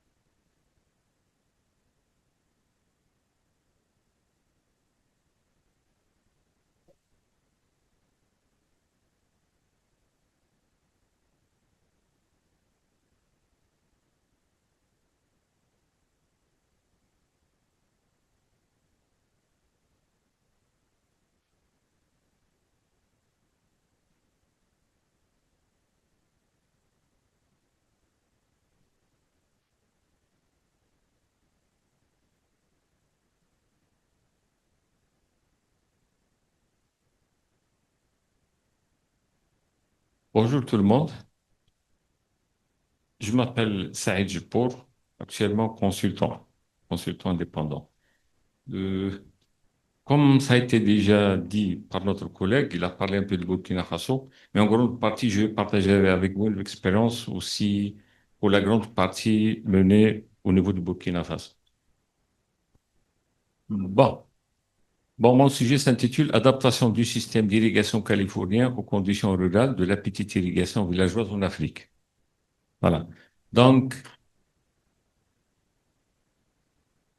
oui, donc avant de bon, le plan se présente ainsi, mais avant de passer au système californien, j'aime passer en revue un petit sur l'irrigation traditionnelle parce que j'anticipe un peu sur les questions qui vont être posées. Il dit comment, quelques-uns vont dire pourquoi on parle de semi-californien et tout, alors que nous sommes à un temps où l'irrigation localisée est très avancée. Donc, pour mieux comprendre ça, donc, j'ai voulu décrire un peu la petite irrigation ou l'irrigation traditionnelle en Afrique et partout dans les pays sahéliens. Voilà. Donc là, il y a deux saisons, saison humide, saison sèche. Dans la saison humide, on retient l'eau grâce au cordon pierreux comme ça pour remplir les cultures. Il y a d'autres techniques, les cordons pierrotigiques, qui suivent un peu les lignes d'eau. Il y a des techniques, ça en saison pluviale, ce qu'on appelle les ailes. Ils font des petits trous pour que les plantes puissent profiter des eaux de pluie. Voilà la technique du demi-lune. Dans un versant comme ça, on intercale les versants de manière à récupérer les eaux pluviales. Voilà. Ici, au niveau, ce qu'on appelle des bas-fonds, c'est des terres un peu plates. On procède donc à la réalisation de diguettes pour retenir l'eau.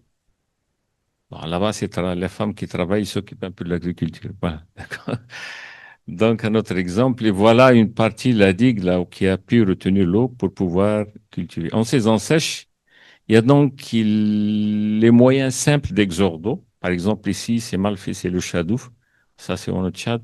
Ça, donc, au niveau des périmètres villageois traditionnels, comment les femmes irriguent. Bon, le monsieur, là, avec à côté de l'eau, sa calebasse. Et voilà, des cultures comme ça traditionnelles par arrosoir. Et voilà. Il y a aussi d'autres moyens traditionnels d'exordo pour les d'eau. C'est les simples. Par exemple, j'ai essayé de classifier ça en les pompes manuelles. Voilà, un autre type de pompe manuelle qu'ils utilisent. Et puis, avec le temps, il y a l'apparition des pompes à pédales pour plus d'énergie en utilisant les pieds. Voilà. Et donc, voilà, depuis, voilà, c'est les femmes toujours. Voilà, des jardins maraîchers irrigués par les moyens simples d'exode, la pompe à pédale qui a été étendue par la suite. Les choses ont beaucoup évolué et donc l'irrigation commence à s'étendre grâce au temps et effort que fournit cette pompe malgré qu'elle est toujours actionnée par les pieds. Voilà notre exemple. Bon, là-bas, en étant là-bas, j'étais dans un projet à titre juste. Bon, moi, je me suis posé une question. Moi, je suis issu de la campagne. J'ai dit comment les femmes pédalent à longueur de journée alors que les ânes chôment. Donc, j'ai inventé un système pour que le système soit actionné. Donc, voilà. Donc, ça marche. Voilà le système. Ça, c'est entre parenthèses pour dire.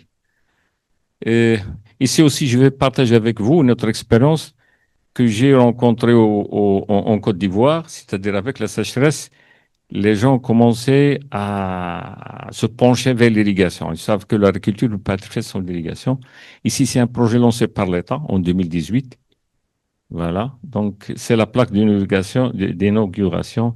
Ici, il y avait deux ministres, hein, le ministre de l'Agriculture, Développement rural, puis le ministère des Finances. Voilà, pour dire un détail. Le projet consiste en la réalisation donc de réservoirs et puis une irrigation, bon, comment on peut qualifier, que les agriculteurs à longueur de journée tiennent l'eau d'une plante à une plante pour irriguer. Voilà. Voilà. Donc, c'est une introduction pour pouvoir justifier le choix du semi-californien. Donc là, on a constaté sur le terrain que les gens souffrent avec les multitudes de... D'abord, l'irrigation a évolué, et puis les gens commencent à utiliser les motopompes. parce qu'ils ont vécu la limite de la pompe à pédale et puis l'utilisation de tuyaux à longueur de journée entre les déplacements et tout. Je passe rapidement. Donc, vers la fin, on s'est dit qu'il faut trouver un système d'irrigation qui facilement appréhendable par les exploitants, moins coûteux, vu parce que le Burkina Faso et beaucoup d'autres pays sont enclavés. Donc, moins coûteux d'une simple technicité, moins exigeant en masse de travaux de réalisation, fait recours à une fourniture de produits locaux pour simplifier donc le système. Donc, en répondant à l'ensemble des questions, voilà, donc on s'est retrouvé à un système qui fait recours aux conduites ordinaires utilisées pour les eaux pluviales, les PVC de 1 bar, donc c'est le simple. Et puis, avec le temps, donc, voilà, on a trouvé un moyen de répartition et puis des prises traditionnelles de distribution. Donc, voilà juste les difficultés vécues et les solutions trouvées pour arriver au système californien. Donc, système, donc, comme j'ai dit, qui utilise donc, les conduites enterrées de PVC, une station de pompage, une mare d'eau, un petit barrage indique où il y a un retenu en saison récupéré des saisons pluviales, et puis un système de conduite, un bassin de répartition et des prises, puis des parcelles. Voilà, c'est en gros ça. Donc, selon la taille du périmètre, on multiplie la taille du système en multipliant les bassins de répartition, les bassins principaux, secondaires, et ainsi de suite. Voilà, donc les différentes formes selon la superficie offerte par le site. Donc, voilà. Et là, donc, pour aménager de grandes superficies, il suffit de multiplier les unités du système parce qu'on est limité par le débit et limité aussi par la nature de pompe locale utilisée. D'accord, les principaux ouvrages, donc voilà, on multiplie, c'est les bassins de répartition avec les prises, avec les multiplications en secteur. Voilà, secteur 1, ainsi de suite, si on veut dominer de grandes superficies. Voilà, les organes, donc il y a la station de pompage, les bassins de répartition, parce que pourquoi c'est semi-californien? Dans le californien, c'est simple, il n'y avait pas d'ouvrage de répartition. Donc la nouveauté dans l'adaptation du système californien, semi-californien, on l'appelait semi, parce que justement, il fait recours à ce type d'ouvrage de répartition. Donc ces ouvrages, c'est venu après une longue réflexion comment pouvoir répartir l'eau entre l'ensemble des conduites enterrées. Donc, voilà, c'est un peu la nouveauté dans ce système. C'est pourquoi il est appelé le système californien. À la fin, on a les prises de distribution. Et puis, selon la nature de la superficie, on utilise des chenaux comme ça en terre pour acheminer l'eau en tête de chaque calan d'irrigation. Puis par la fin, on a vécu d'autres problèmes. C'est que les conduites, les rampes se bouchent. Donc, on a pensé à la fin d'ajouter un autre système de vidange avec voilà, des conduites à la fin ici. On ouvre et tous les déchets solides ou les choses qui ont bloqué sortent à la fin de chaque rampe. Par exemple, l'eau rentre par ici. Donc, on installe les regards de ce côté.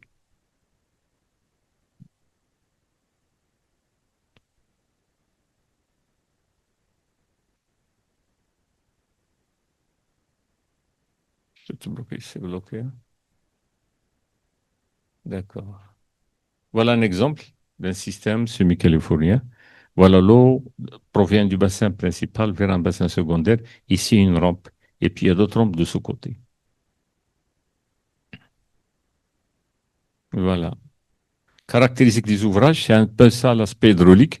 Pour vous, les jeunes, un peu comment dimensionner et tout. Parce que, voilà, donc, le bassin, on calcule cette hauteur. Et puis, le bassin principal, c'est toujours donc un bac de réception et puis des bacs de répartition. Voilà, vu d'en haut, selon la taille de superficie et le nombre de rampes installées, on procède à une répartition donc au niveau du bassin. Pardon. Bon, puis avec voilà, il y a d'autres bassins. Si par la suite on ajoutait les vannettes, si on veut orienter l'eau à travers une rampe sans les autres, ainsi de suite. Bon, ça, c'est les difficultés vécues avec les calculs hydrauliques. Pour par la suite montrer, je pense ici, voilà un principe de calcul de perte de charge pour pouvoir dimensionner la hauteur. Par la suite, on a finalisé l'ensemble des opérations pour que les gens sur place puissent maîtriser le système. Là, exemple de rampe, un tableau de calcul. Voilà les paramètres, toujours le tableau de calcul. Vers la fin, sur l'ensemble, donc sur l'ensemble des rampes, on calcule le bassin principal par rapport à celle exigeant, la plus exigeante en hauteur pour pouvoir répondre à l'ensemble. Voilà. Ça a un détail de prise fabriqué localement, comme on l'a confectionné. Voilà, tout ça, c'est fabriqué localement. L'ouvrage de vidange, le mode d'irrigation, comment être maintenu. Bon, bien sûr, avec le temps, par comparaison à l'ensemble des systèmes, voilà les avantages qu'il permet. Donc, l'ensemble des détails, c'est consigné dans un rapport technique mentionnant les modes de conception, de calcul et tout. Voilà. Donc, le système d'irrigation semi-calcul, non seulement est un aménagement à faible coût, mais un aménagement répondant aux conditions villageoises par le recours à une technologie simple dans son matériel disponible chez les revendeurs locaux, garantissant sa disponibilité et par conséquent la longévité des ouvrages et fonction des petits projets d'irrigation villageoise. Voilà. C'est un peu pareil le complément à ce que présentait le collègue, les systèmes de petite taille pour l'irrigation locale au niveau du village. Voilà, et merci s'il y a des questions. J'étais trop rapide, mais pour pouvoir gagner un peu de temps. Merci.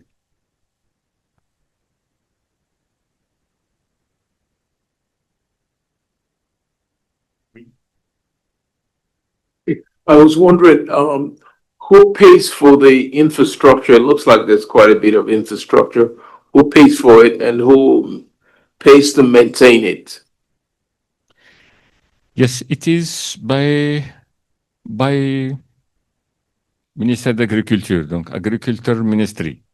Yes, because they looked for solution as I have presented all local techniques for irrigation which are limited in area too. So they ask us to think if there is another solution better than this and which can, if you want to respond for all condition in local. Donc, the first experience has paid by the Agriculture Ministry. Voilà. Bon, ça, it is more than 10 years. So now it is very developed, not only in Burkina Faso, but in all the neighbors there. For example, Niger, Chad, and yeah, like that. Thank you. Yeah, thank you so much for the presentation. I'm just wondering, I'm seeing the on-farm irrigation is flooding. It's flooding, whose efficiency is quite low. It goes to even less than 30%. Yes. Why would we spend so much money on a conveyance system and lose 70%? I thought, is there any thinking of putting either drip or a more efficient system for irrigation? Yes, if I understand the question, yes. When we asked about drip irrigation, yes, just to economize water. But here there is more water. Si j'ai bien compris la question, donc si j'ai bien compris, la question gravitaire, ça n'est pas efficient, il y a beaucoup de pertes d'eau. Oui, localement, il n'y a pas d'économie d'eau parce que l'eau est assez disponible. La seule perte, c'est qu'on augmente le volume pompé, donc un peu d'énergie juste au niveau de la pompe, mais au niveau de la parcelle. Et puis aussi, à l'époque, c'est pas bon. Donc, c'est dans le nord des pays du Burkina. It's in north Burkina Faso. There is not experience in drip irrigation, so it began recently. ما عرفوش بغيت نقول له زعما l'irrigation locale à l'époque c'était le gravitaire, c'était de minimiser l'effort fourni par les personnes, particulièrement les femmes. Donc il faut trouver un système permettant de produire plus. C'est un peu ça. En plus, c'était de trouver un système simple parce que, comme j'ai dit au début, il y a la saison sèche et la saison humide. Même dans ces pays sahéliens, même au sein de la saison sèche, humide, s'il y a une poche de sécheresse, les récoltes sont perdues. Donc, ces systèmes leur permettent d'assurer un complément dans cette partie pour pouvoir. C'était un peu ça. Donc, c'était un système qui permet de passer de l'irrigation traditionnelle, comme j'ai présenté lui, vers une irrigation un peu améliorée. I think.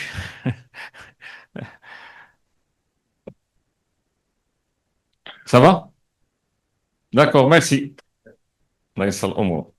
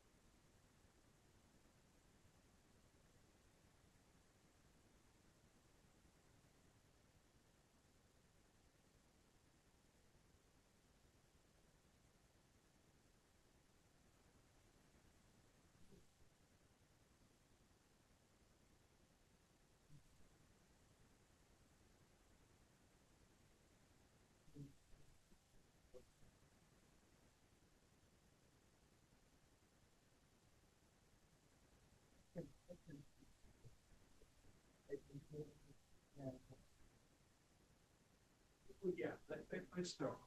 Yeah, let's start. Sorry, I've got a point myself as the chair. So sorry for the delay, and we'll have Dr. El Aissaoun as the first presenter.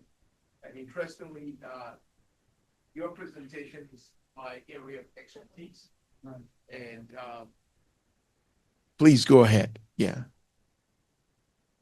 Thank you very much.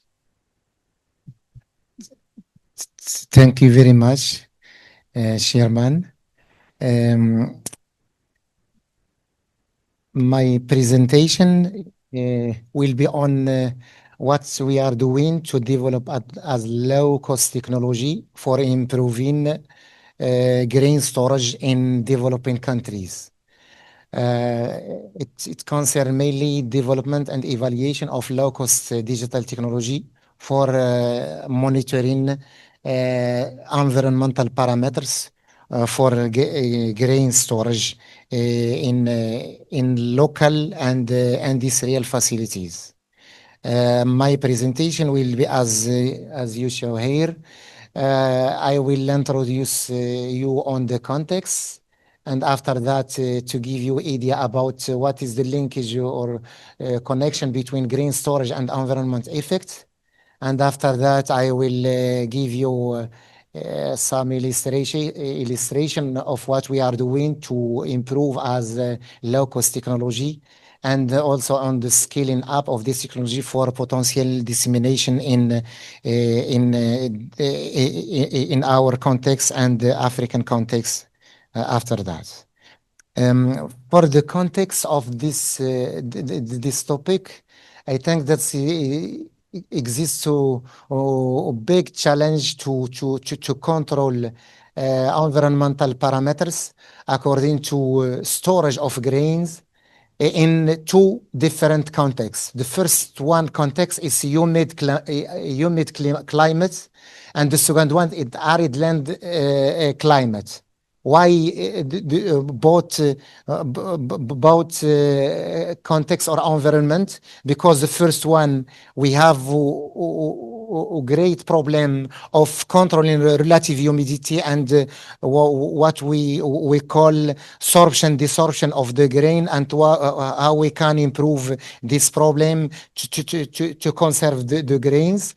And the second one is concerning the arid land context, is according to the high level of the temperature, and how we can limit the temperature of the stored grain in order to limit the severity of the pest. That's because the humidity factors is contributing to proliferation of molds, and for temperature is the factor, the main factor for proliferation of the pest. As an example, I can give you two type of grains, wheat and rice grain, that we can do effort in order to limit food loss and to control the grain for seeding according to the problem of the germination. This environment, as I told, is promote development of the insects and mold and spoilage, and the food loss, the grain loss can contribute about from 10 to 30% and impact food security.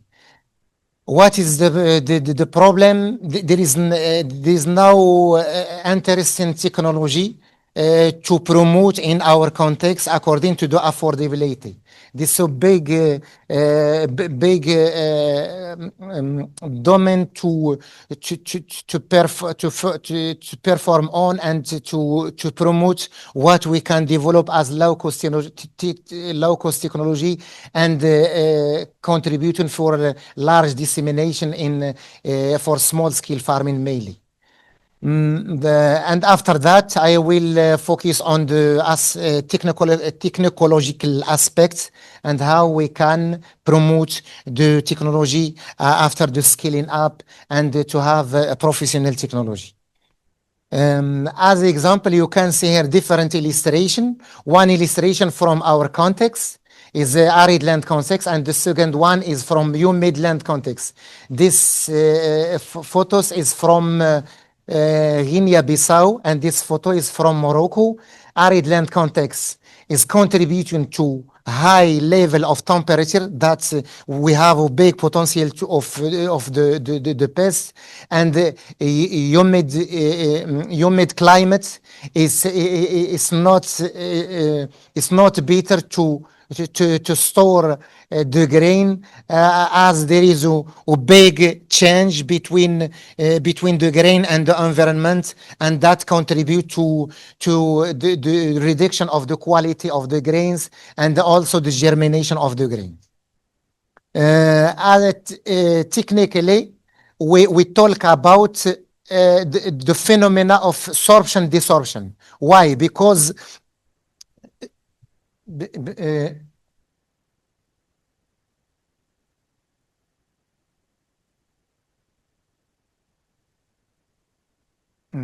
The phenomena of desorption is about the moisture content of the grain, how the relative humidity, if there is increasing of the relative humidity, that the equilibrium of the moisture content will be higher, and it's not good as the water activity is high, and the storage cannot be good in this condition.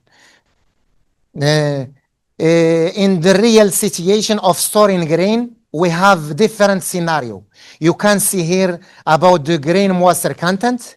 If we shift from 12 to 50%, and the temperature shift from 20 to 40, you can reduce the shelf life from approximately 6 to 7 years to less or about 1 or 2 months. That is depending mainly of the two parameters according to the temperature and the grain moisture content. And we have to do effort in order to improve this situation. Here you can see the trend of climate for both climate condition, arid land context and humid context. For humid context, there is all the time we have high relative humidity. That means high water activity. And for arid land context, if you can see here, when the trend of the temperature is high, the relative humidity is low, but the temperature can affect the grain according to the potential of having a lot of the pests during the period of the storage. Other illustration, you can see here the matrix of the risk, and the grain area is just the short area that where we can store adequately the grains according to both factor of the moisture content and temperature. If we have a high level of moisture content, it is a big potential of development of mainly for a type of the molds, and we have to do effort in order to improve this situation. According to the technology, you can see here different kind of the technology that can be improved for developing countries, but for this technology, the price is higher, and we have to do effort to develop low-cost technology and to connect this technology with cloud and IoT technology in order to have real-time information about the monitoring of the data and how we can take a decision at the time without having problem of the food loss or grain loss. About the technology that we are trying to improve, we started with the existing technology for simulation using mainly Arduino and Raspberry and existing sensor on the low cost market, and we try to use cloud for monitoring and to improve what we can improve professionally in order to have one technology at high level of the readiness. According to the scaling up of the technology, we are trying to use professional low-cost technology with our partner in order that we can use this technology because the price is interesting, and also there is a big potential to introduce one kit technology with a connection with one interesting price about $100 to $150 compared to existing technology. The price is more than $500 and high from that. according to our effort to test and evaluate the technology, we can see here what we are doing. We have one storage facility, and we introduce weight grains, and to monitor we monitor the parameters. You can see here the kit, and this kit is connection with by cloud with an interface, and we can have the data. You can see here the data according to the different situation of the evolution of the climate. For example, this situation, you can see here, for example, inside and outside temperature and relative humidity. For example, this relative humidity is variable, but the average is about 60%. If you take this situation, the variability is low comparing with this, but the average is high. Is about 60 or to 80%. That means there is a big potential of contamination by the mold, and we have to do effort. This an example of the monitoring what we are trying to improve and to promote for large use at the farm level scales. According to the technology adoption, we think that will be very interesting to promote this technology, because as the price is lower 3 or 4 times compared to the existing technology, and we have opportunity to give a solution that can give economic benefit for the farmer, and to improve this technology for large dissemination. Thank you very much, and I am ready for your remark and question. And I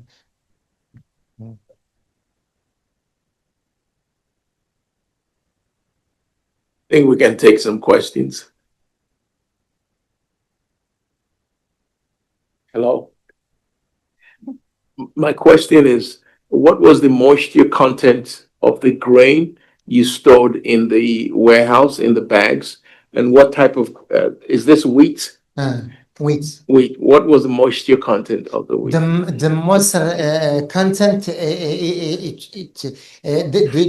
the right reference is 12 to 13%. Yeah, for this one. For this one. Why? For example, what is the best practice? The best practice for us is depending of the period, harvesting period. For us, for example, if the harvest is the starting harvest period is from May or June, we take 20 to 30 days after that in order to have high quality of the grain with the low moisture content. And we take the grain from the harvest and to put in the storage facility, and we have another problem. We have to put the grain of the hermetic bag in order to avoid communication between the relative humidity in the air and the grain, and to maintain the percentage, the moisture content of the 12 to 13% at the steady level. And in Morocco, do you field dry the wheat? Is it dried on the field, or is it dried, harvested and dried with a mechanical dryer? Good question. For us, it is better to make a harvest at the right time and to store directly. Why? Because our context is not like, for example, Senegal or Guinea-Bissau or Niger. All the region is humid region. That there is a big potential of relative humidity to make phenomena of absorption, desorption, as I told there in the first slide. And the best practice is also very important. We can use technology technology, and also we have to do effort in to build capacity for the farmers and to improve the best practice. Okay. Thank you. Thank you very much too.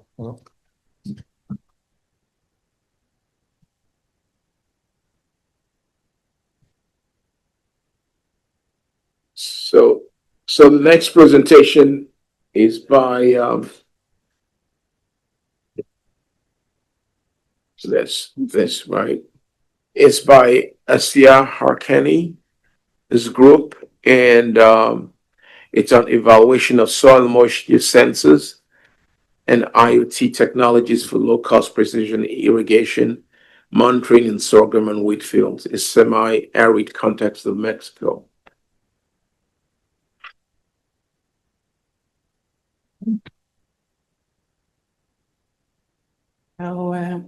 Hello, everyone. I'm really honored to be here today with you and to have the chance to share my research about evaluation of soil moisture sensors and IoT technologies for low-cost precision irrigation monitoring in sorghum field and wheat fields, a semi-arid context of Morocco. So before we dive into the details, I would like to give you a brief overview of what we will be covering in today's presentation. So first of all, I will start by giving a general context of the topic, and I will introduce the materials used in this experience. I will also present some study cases where this technology has been implemented and the scaling up of the technology, and finally a conclusion. Over the past few decades, global agriculture has faced increasing challenges like limited water resources, rising production costs, and the urgent need to feed a growing population while protecting the environment. So traditional farming methods often lead to inefficiencies in water, fertilizers, and energy use. So precision agriculture has emerged as a solution to these challenges. So by adopting smart technologies, it enables farmers to monitor crop and soil conditions in real time and make the site-specific decisions. So let's focus more closely on water use efficiency. To achieve it, we integrate modern irrigation with modern technologies. However, these technologies are not often affordable for farmers in developing countries. So our main goal was to develop a low-cost solution that can be easily and widely adopted by farmers, helping them make more efficient decisions. In fact, the National Institute of Agronomic Research and his partner, Intelliris, offer a cost-effective kit designed for remote monitoring of soil moisture and temperature. This kit enables the efficient management of irrigation and the monitoring of crop stress conditions. So the main part of this starter kit is called the device. It measures soil temperature and soil moisture using two methods: volumetric water content using a capacitive sensor and soil water tension using a watermark. So let me introduce first the watermark sensor. So the watermark sensor is a simple and a powerful tool. It measures the tension of water in the soil, giving us accurate and real-time information about how much water is available to the plants. So technically, it has two metal electrodes with a special material. When placed in the soil, it absorbs water from the soil, and this changes the resistance, the sensor's resistance. This data helps farmer know the right time to irrigate. This not only saves water, but it improves crop health and yield. Best of all, it's low cost, durable, and easy to use, and it is ideal for irrigation scheduling for farmers in developing countries. On the other hand, the capacitive soil moisture sensor operates based on the principle of dielectric permittivity, where the soil acts as a medium between two or more electrodes, forming a capacitor. As the water content increases, the soil's dielectric constant rises, which increases the capacitance and allows precise measurement of volumetric water content. So these sensor readings are sent wirelessly to the farmer through the LoRaWAN network, and the farmer can check the data in real time, either on a screen mounted on the gateway or using a website link, a user interface in a website link. Moving to the real study cases when we deployed the soil moisture sensor in the real fields. So in the first test, we monitored soil moisture in sorghum field using sensors installed at a depth of 20 centimeters. As you can see here, during the first month, we compared two cases, one using sensors and the other based on the farmer's visual observations. So in the first 10 days, the sensor reached the starter kit reached 60 centibar after 10 days at moderate temperature. The 60 centibar is a threshold that the farmer should start irrigation, and this threshold is determined using a calibration done in our laboratory. So by the end of the month, the farmer was irrigating his plot every 5 days on average, depending on temperature, and based on also on his visual observations.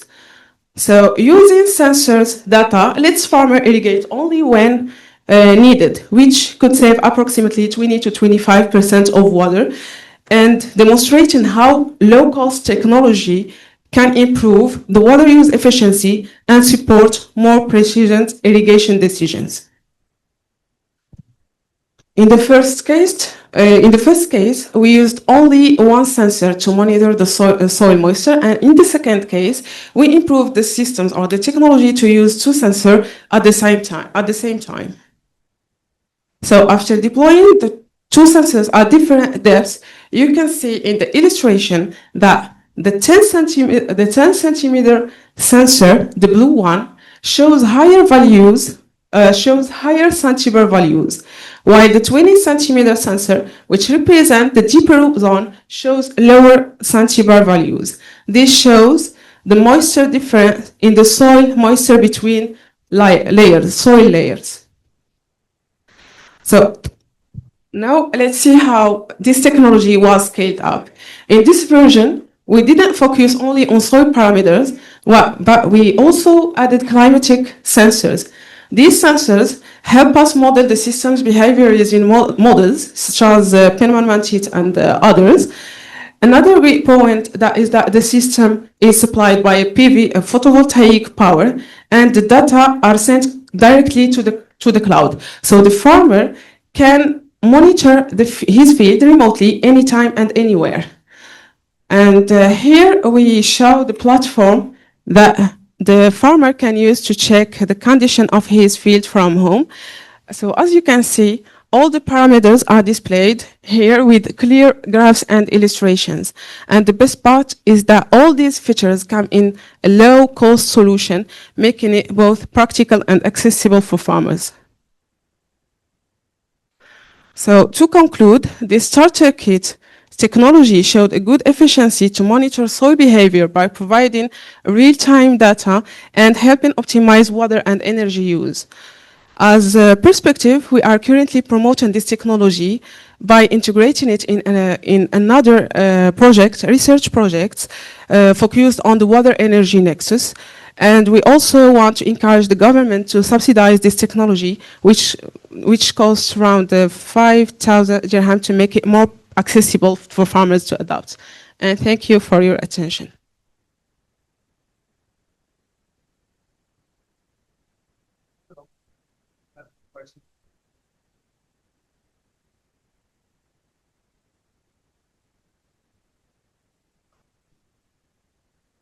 Thanks for the presentation.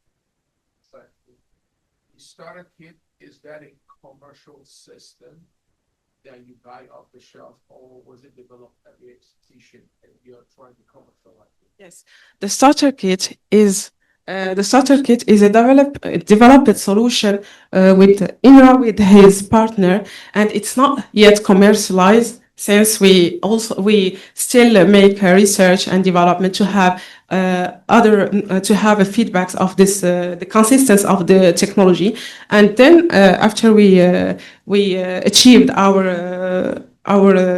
goals for consistency, so then we can move to the commercialization of this technology. Oh. So we are still in the research and development of this technology. Okay, so it's your development. So Yes. the 5,000 Partners. partners. Yes. Your partners are in Morocco. The first one was in France, and the second, yes, in Morocco. Okay. A local partner. So the 5,000 dirham Yes. is the cost of the kit you bought, but might Yes. not be the cost when you eventually sell it commercially. We hope so. We hope that. Okay, this, so it might go down and if you. yes, Yeah. yes. Okay. Good. One compliment about the technology. This technology is developed with in one Prima project with partners from the Europes and the North Africa, and is an open access technology. And what is very important here that how we can search for a local partner in order to make multiplication and to scale up the technology for a professional level, and also to buy this technology with about $500. Well, $500 is without tax, but it will be benefit for any manufacturer to start with the technology, but because the big potential of this technology is the dissemination, how we can disseminate.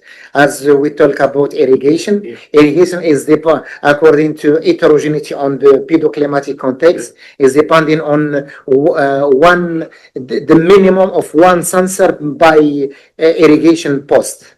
That if the ideal, we can promote 10 sensor by irrigation sector in order to promote site-specific management. But I think it will be very interesting to promote in the future. Definitely. Definitely. Thank you so much. You have a question, Dr. Harkani? Yeah. So thank you very much for your presentation and for this great innovation. And so my question is like, what this technology bring to the market so it can compete the other startups and technologies already implemented in the market?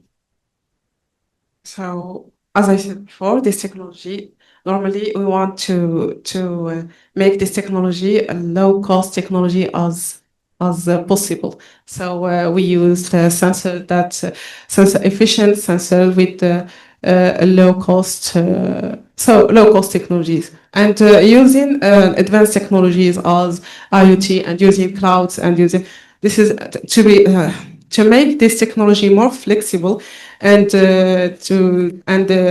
with a low cost. This is normally what we want to be. Thank you very much. So our third presentation this afternoon or this morning is by Dr. Hajjaj on intelligent analysis of NDVI data for drones using remote sensing and machine learning methods applied to agriculture?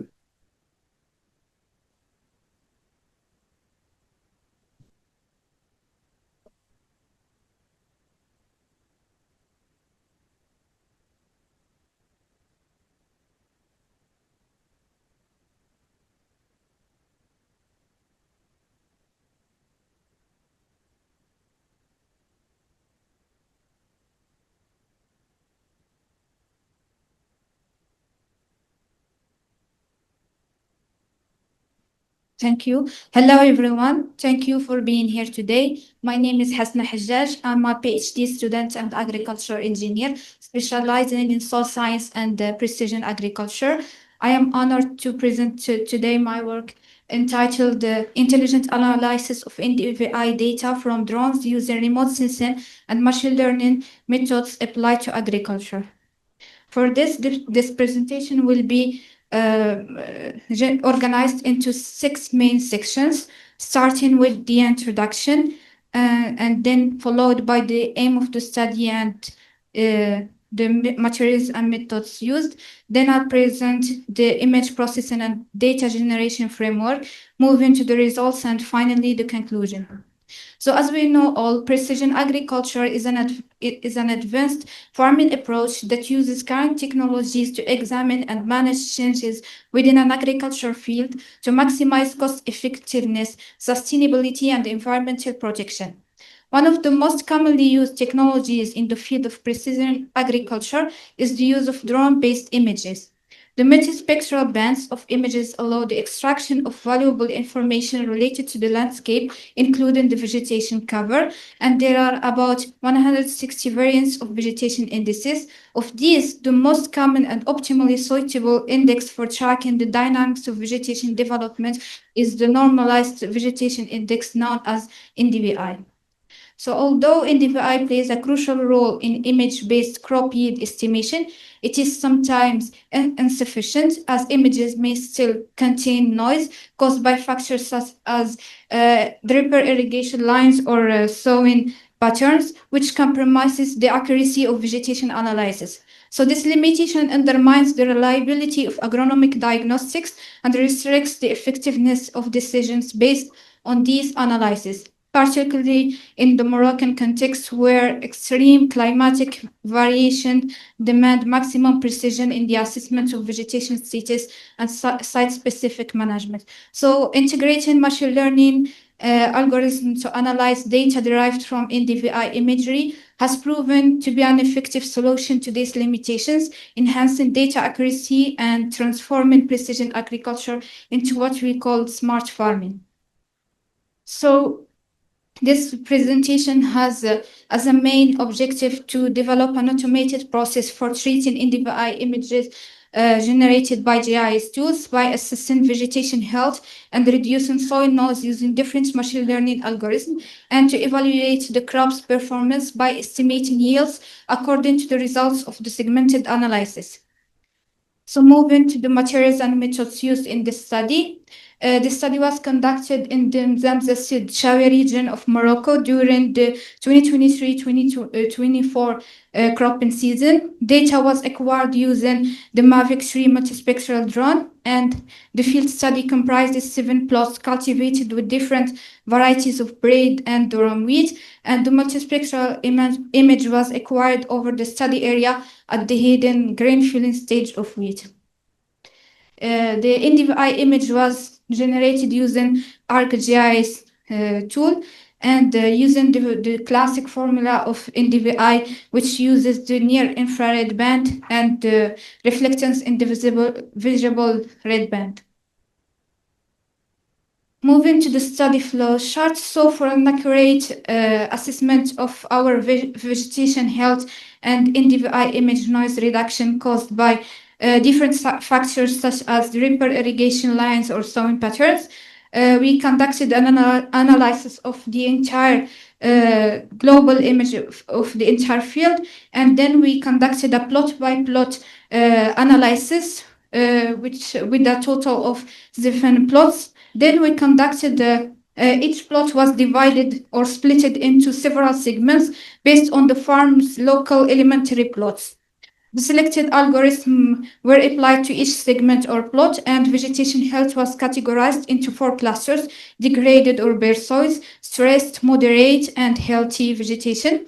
The segmentation approach offers a clear and more actionable understanding of vegetation status compared to traditional whole field analysis, which, by the way, helps to estimate yield by each zone and facilitates more targeted management decisions.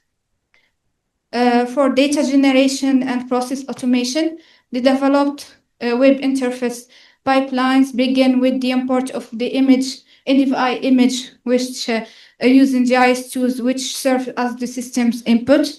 In the pre-processing stage, the image quality is enhanced notably through contrast improvement techniques such as CLA. The images are then processed by 4 artificial intelligence algorithms, either unsupervised like IHSV or K-means, or supervised machine learning algorithm like random forest.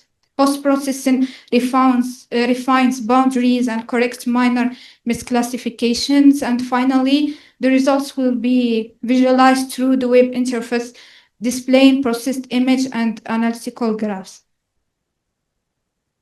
So moving to the results section, starting with the global analysis of the whole field.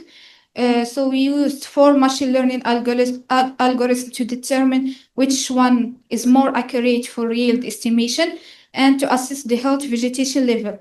So this figure presents the percentage-based distribution of each vegetation cluster. The IHSV method, based solely on color thresholding, identified 60% of the total area studied as healthy and 68% of the area as moderate, but its sensitivity to illumination and spectral noise limited its accuracy. K-means clustering improved classification balance, detecting 33% healthy vegetation, but it struggled with transitional zones between classes. Random forest algorithm outperformed all others, classifying 37% of the area as healthy vegetation and 80% as moderate. So for an accurate detection of bare soil area and health vegetation status across all plots, we conducted a segmented analysis, analyzing each plot one at a time. Overall, healthy vegetation dominated in all plots, supporting strong biomass potential, while stressed vegetation averaged 37%, highlighting heterogeneous growth patterns likely due to soil variability or management inconsistencies. Degraded zones were minimal, often localized along plot edges or non-vegetated area. So to get more information about vegetation's health status, especially when it comes to bare soil areas, we conducted a more detailed segmented analysis by splitting each plot of the 7 plots studied into subplots. We present here plot 1 as an example. As we can see here, segment 1 and segment 10 in the plot 1 presents the highest percentage of bare soil areas, which confirms the need of the use of such method of segmentation. So from the results of the segmented analysis, we estimated yields across 7 plots using random forest. The health score of each segment is computed as a weighted average of the class distributions, assigning fixed score to each vegetation health category. This method showed its accuracy in estimating yield with the coefficient of correlation of 0.98. Minimum estimated yields are shown most of the time at plot edges. For example, in plot 1, plot segment 1 and segment 10 present estimated yield of 27 quintal per hectare and 40 quintal per hectare, while the actual yield of the plot is 50 quintal per hectare. So as a conclusion, this study proposes an integrated automated approach for vegetation health assessment, soil noise reduction and yield estimation using NDVI multispectral imagery and machine learning. Four algorithms were tested and compared: IHSV, K-means random forest, and the hybrid IHSV plus K-mean model. The agricultural field was segmented into smaller analytical units to capture intra-field variability. Vegetation was classified into four health categories: degraded, stress, moderate, and healthy. Random forest achieved the highest accuracy consistent with findings from previous studies, and the segmentation-based analysis enabled site-specific management and identified productivity gradients linked to irrigation and soil variability. Yield estimation using random forest regression correlated strongly with observed yield, and the proposed system proved robust and reliable, enhancing precision agriculture through accurate vegetation monitoring and yield estimation. I would like to bring this intervention to a close by thanking you all for your attention.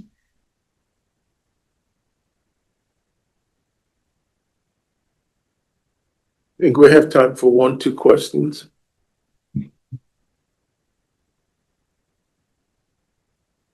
I have a question. I was wondering how, from your perspective, doing all this research, how close do you think the application of what you did is on a commercial setting in Morocco?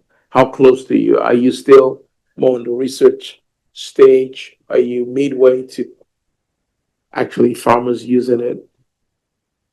I think this method will be efficient if we have the materials to use for generating images. Like in our study, we had the opportunity to use NDVI data generated from using drone, but not in Morocco. This opportunity not available for all farmers or all researchers. They use mainly remote sensing or satellite images, where are not really, the resolution is not really that high or efficient for generating this type of image and conducting this type of research. Okay. Did you attend the presentation by Dr. Das yesterday? I don't think so. Okay, he really had, they launched a satellite that literally you can collect the images around the world for free. I did attend the one where they presented the nicer one. Yeah, nicer. Nicer, I think it will be efficient in our context of Morocco because the resolution is a little bit high. I did speak with the researcher about it, and I think it will be efficient in our study, especially because we work in a small context, in field context, not in large scale. So I think the resolution is very important in our context. Yeah, that's what I think it will be efficient in Morocco's context. Okay, that's what I thought. But I don't see farmers, opening their computers to look at it. I see more like service providers or the Moroccan Institute of Research doing it for farmers, along the region to guide them as to probably how yields are. So good. Nice presentation. Thank you. Second question quickly. Where's your university located? I work with Mr. Isawi is my supervisor at the National Institute of Agronomic Research at STAT. And where's the Here in Morocco. Is in Fes? University Shaib Dokali is Jadida, here in Morocco. I know it's in Morocco, but which town? Stats. Oh, Stats. It's a town. Okay, it's Stats. Okay, thank you. I have one compliment, but shortly after, as we don't have more time for all the speakers. One compliment about the study. What is the problem? The problem, if we use a image from drone or satellites, there is a big potential of the noise. Noise comes mainly from bare soil. And with this method, as we have all the data about the background of the field, and we try to use different method of the machine learning, and what is the potential to reduce the noise using the four method of machine learning.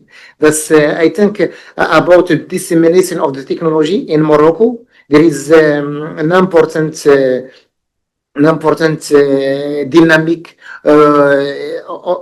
of service provider using drone for spraying and also for taking image in order to control the plants, the crops vigors, and how we can manage use of inputs.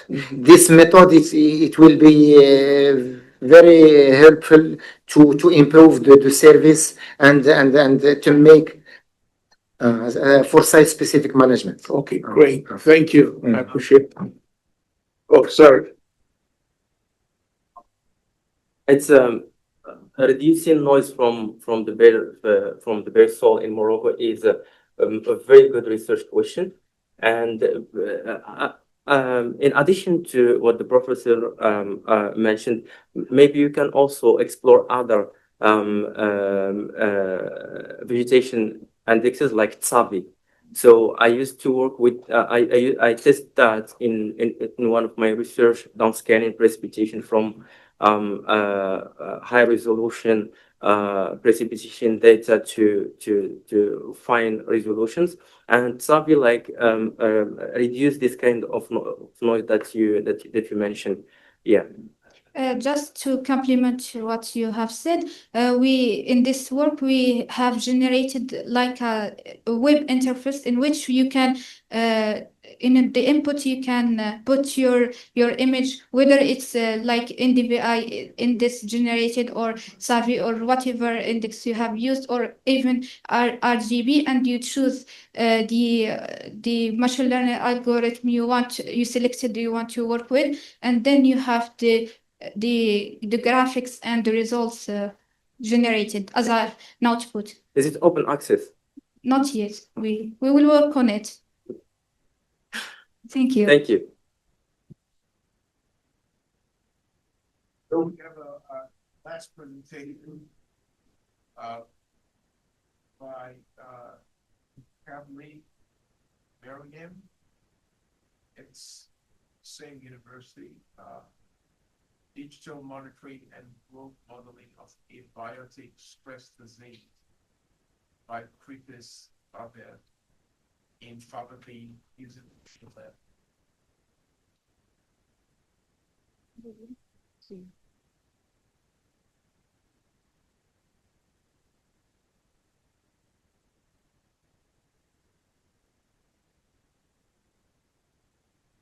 So, hello everyone. Thank you for being here. Today I will present my work on developing a digital monitoring and the growth modeling of chocolate spot daisies and faba bean using machine learning. So this work sits at the intersections of computer vision, plant pathology, and the predictive modeling. So to get our discussion to get our discussion today, my presentation will be structured into four main parts. I will begin by an introduction. I will introduce the research context and then and the specific problems we aim to solve, and then I will introduce the material and the methods. And following that, I will present the key results. The key results and the discussions, and finally, I will give some conclusion and the future perspective.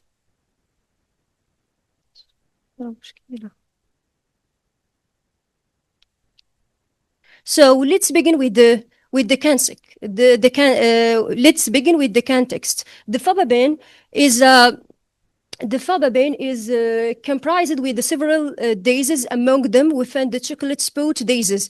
This pathogen causes severe necrotic lesion, and under favorable conditions, it can lead to yield losses. So, accurate and early diagnosis is essential for mitigating the losses and enabling to timely intervention. So the problem with the traditional disease assessment method, it's require expertise, subjective and time consuming. So to address this gap, our research was so this study aims to establish an integrated framework for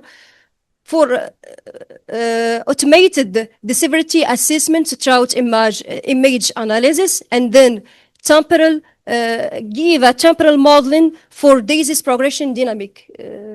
We will try to modeling the disease, the progression of a disease by over the time. And finally, I will give a comparative analysis of pathogen aggressiveness. So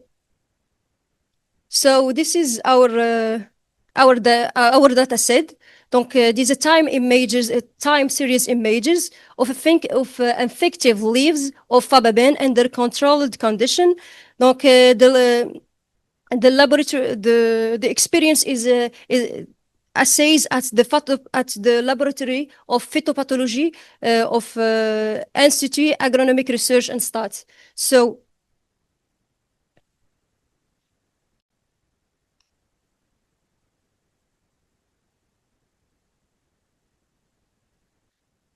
So our pipeline consists of two main parts.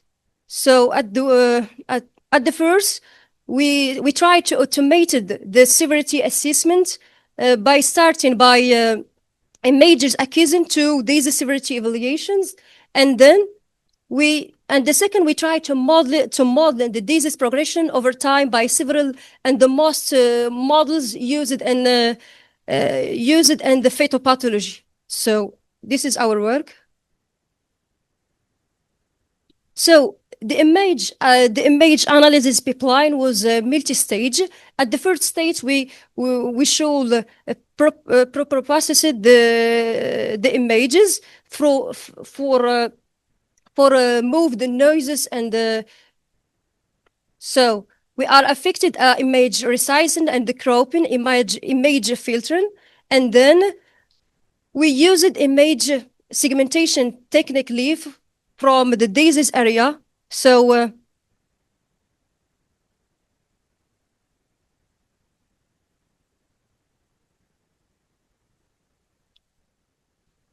we are effectively we used image segmentation technique to separate the healthy leaf from the disease area. Also, method effectively isolated the entire leaf from the background, and then the Cummins clustering, which grow pixel by color, and then which grabs pixel by color allowed us to precisely identify the yellow and the brown decision lesions. So, for instance, Cummins clustering effectively identify both the yellow and the brown lesion you see here. For example, this is the result of the Cummins segmentations. Donc, at the beginning, we put image, and then after we use the algorithm of Cummins, we segment the healthy parts of leaf, and then we segment the yellow lesions and the brown lesions.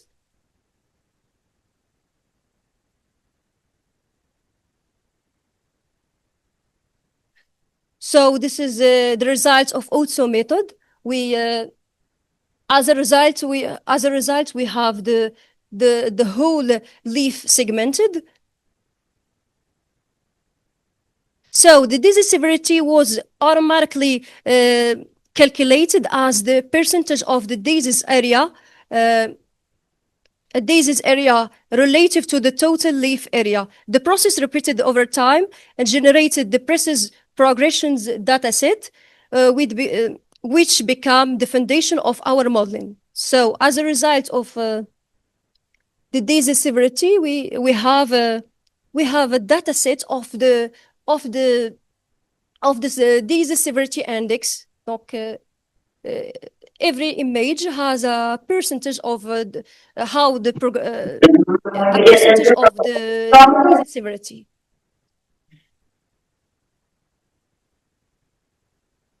So now we have moved to the disease progression model.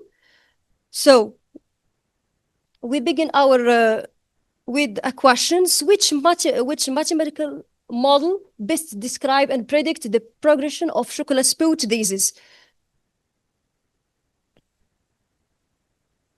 So with the robust method for quantifying the disease severity, we could ask this question, and then our objective is to test it for models, no linear. This model is the most used and the phytopathology, exponential model, logistic model, Gampert's model, and the monomolecular model. So the objective is to do a curve fitting of the data with these models.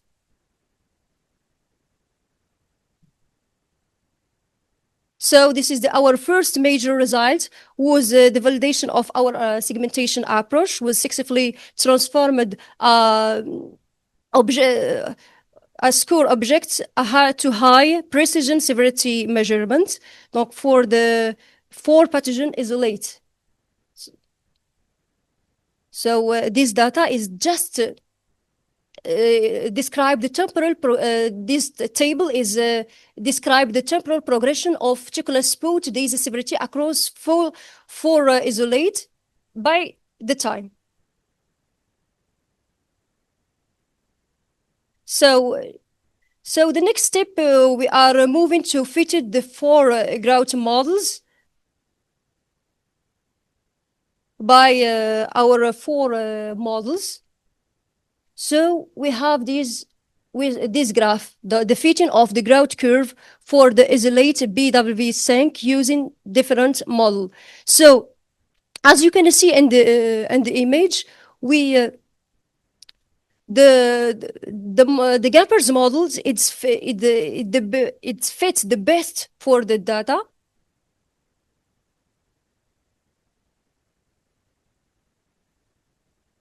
So we do the same things for the other isolated, and as a result, we see that's the also for the Gampert's models, it's the best fitting for the data.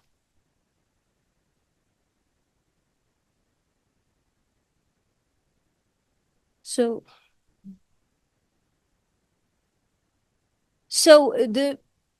by using the curve fitting, we have some information. For example, we can estimate the parameter model. Donc the parameter is the rate, the infection rate R, and the Y 0. It's the initial incidence. So when we use these models, we can predict the rate, the infection rate, and the incidence initial incidence.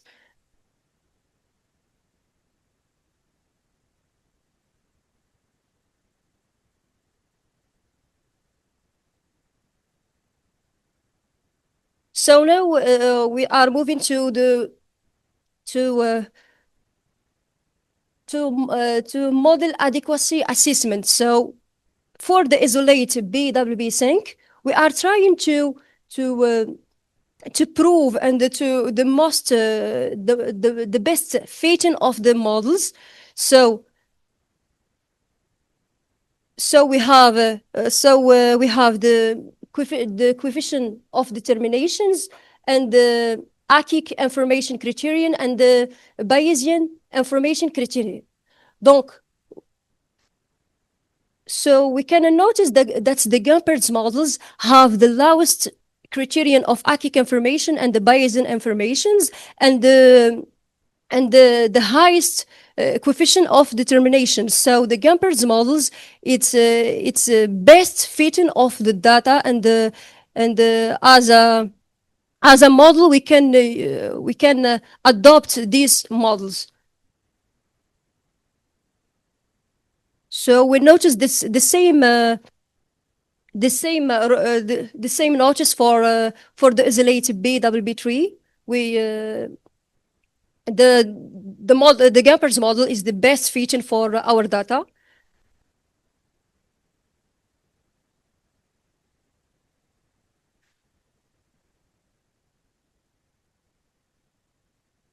So by comparing the parameter of we could directly quantify and rank the isolate aggressiveness.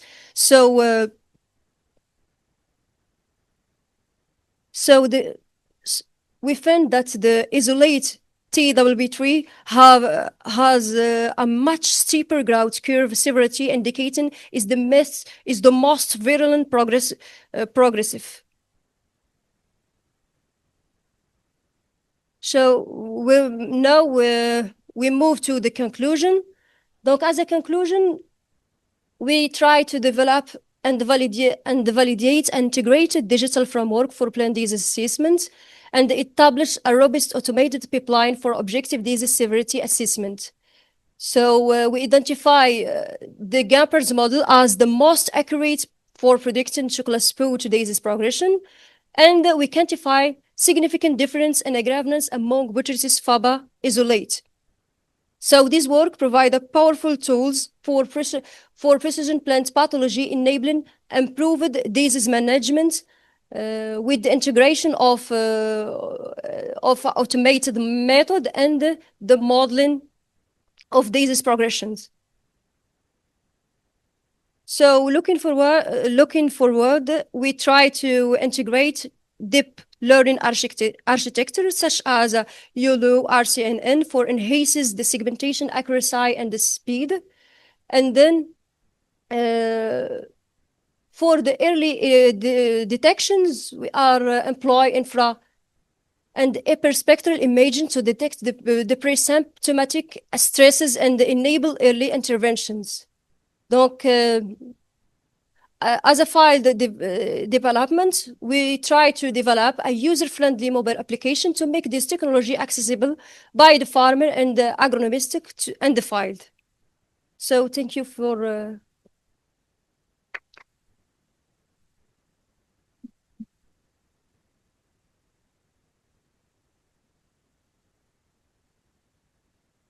We have time for one or two questions, please.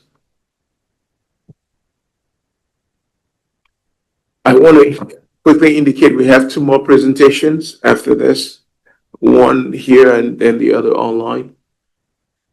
You have a question? Okay. Just a quick question.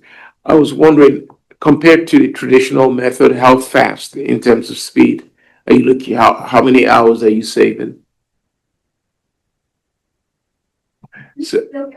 So in comparison to the traditional method, your imaging method compared to the traditional, how fast are you? Yeah.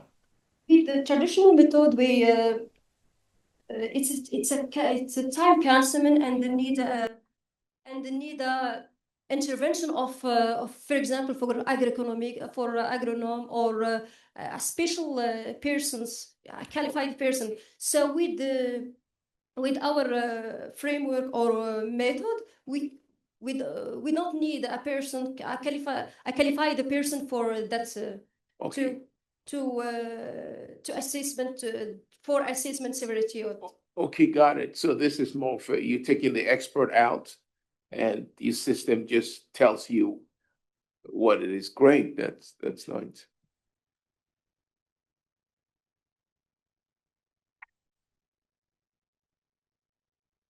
So the next presentation is entitled Implementation of a Predictive Model and calibration method for monitoring chickpea disease severity using multispectral data. And it's by El Mokhtar. Okay, great. By the way, I want to say I'm quite impressed by all of you speaking in English. So thank you very much. I I wish I could speak French as good as your English. So thank you. I'm quite impressed. Team of Dr. Misawi. Yeah, so good job. Yeah.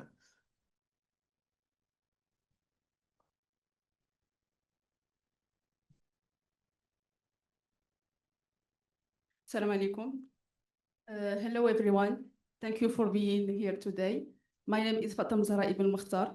I'm PhD student specializing in the sustainable management of chickpea disease. And I'm excited today to present our work titled Implementation of a Predictive Model and Calibration Method for Monitoring Chickpea Disease Severity using Multispectral Imaging or Multispectral Data. This research was conducted at INRA Stat Morocco. And in this presentation, I will show how multispectral imaging as a digital phenotyping tool can help address biotic stresses in chickpea by providing rapid, precise, and scalable assessments of disease in the field scale. For that, this presentation is divided in 5 main parts. First, the general context of the study, the problematic and the objectives, following by material and methods, result and discussion, and finally conclusion and perspective. As we all know, chickpea is an important crop that play a key role in the diet of a lot of regions around the world. Its production faces several challenges, including biotic stresses such as ascoquetablite and abiotic stresses such as drought, salinity, and temperature.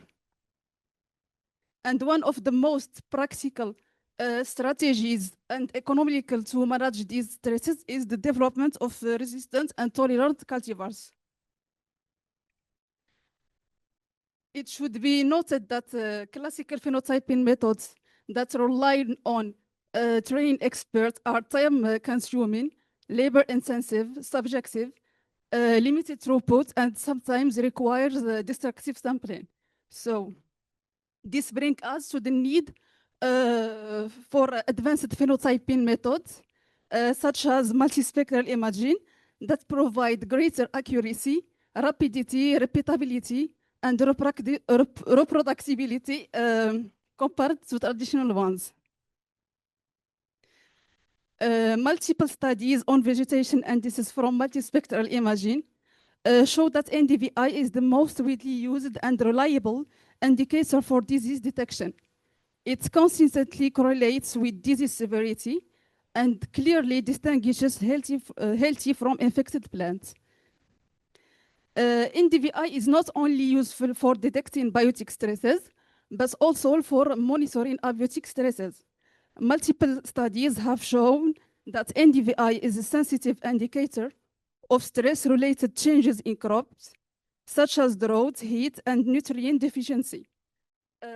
Overall, NDVI has proven to be a reliable tool for assessing both biotic and abiotic stresses and more efficiently monitoring plant health through UAVs or remote sensing technologies.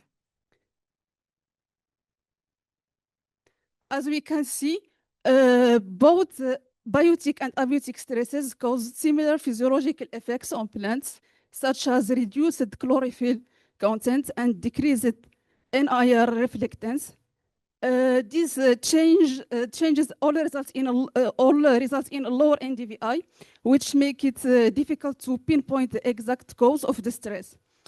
In other words, NDVI is a good indicator of stress presence, but not a specific diagnostic tool. And this interference between biotic and abiotic stresses create uncertainty in NDVI-based detection, especially at the field scale, and no previous studies has investigated how this interference impacts the accuracy of stress or disease detection.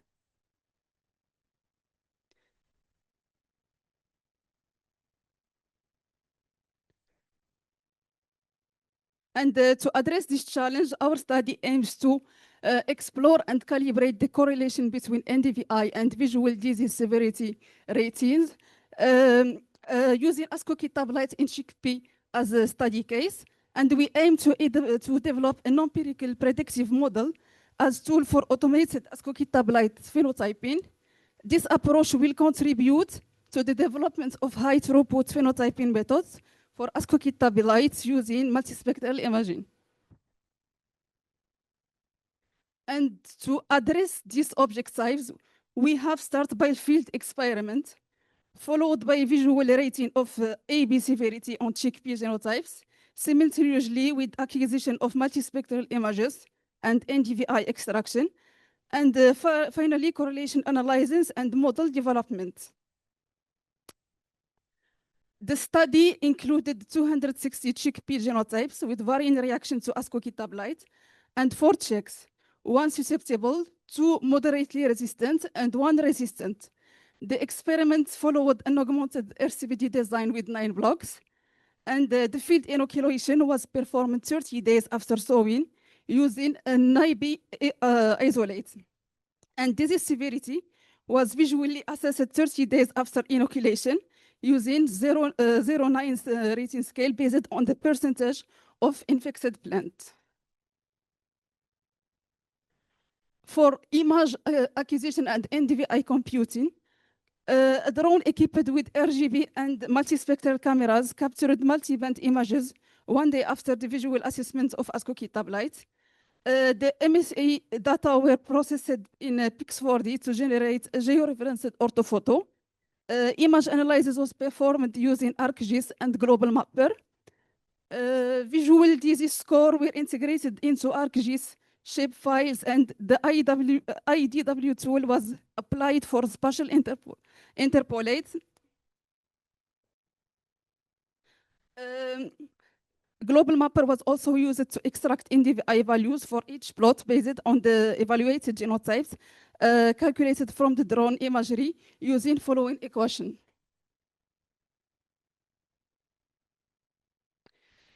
Moving to the result and discussion. This image shows the NDVI rating of 252 chickpea plots, including 4 checks repeated 9 times. ASCO tabloid is characterized by color changes on all parts of plants due to the lesions. NDVI data clearly highlight these differences. The 4 checks illustrate the range of response. The resistant checks C1 remains vibrant green. Moderately resistant checks C3 and C4 show yellow to orange gradient, and the susceptible checks C2 turns red. These gradients in green color correlate with AB severity, showing how foliar greenness decreases as infection progresses. So NDVI effectively distinguishes infected plants from healthy ones. And in order to calibrate disease severity detection and reduce interference from other factors using the NDVI index, the 4 checks were used as references to represent a gradient of responses from low to high resistance to AB. These checks served as a tuning curve, forming a reference model to predict the response of the 260 genotypes. And to develop this model, we tested the correlation between AB severity and NDVI data. NDVI values were extracted from the 36 check plots, which C1 as the resistant check, C2 as the susceptible check, and C3 and C4 as moderately resistant checks. As a result, we established a significant correlation between NDVI and the disease severity of 216 genotypes. The result revealed a strong correlation with R-square of 0.98. This correlation can be potentially used for predicting severity on large genotype population.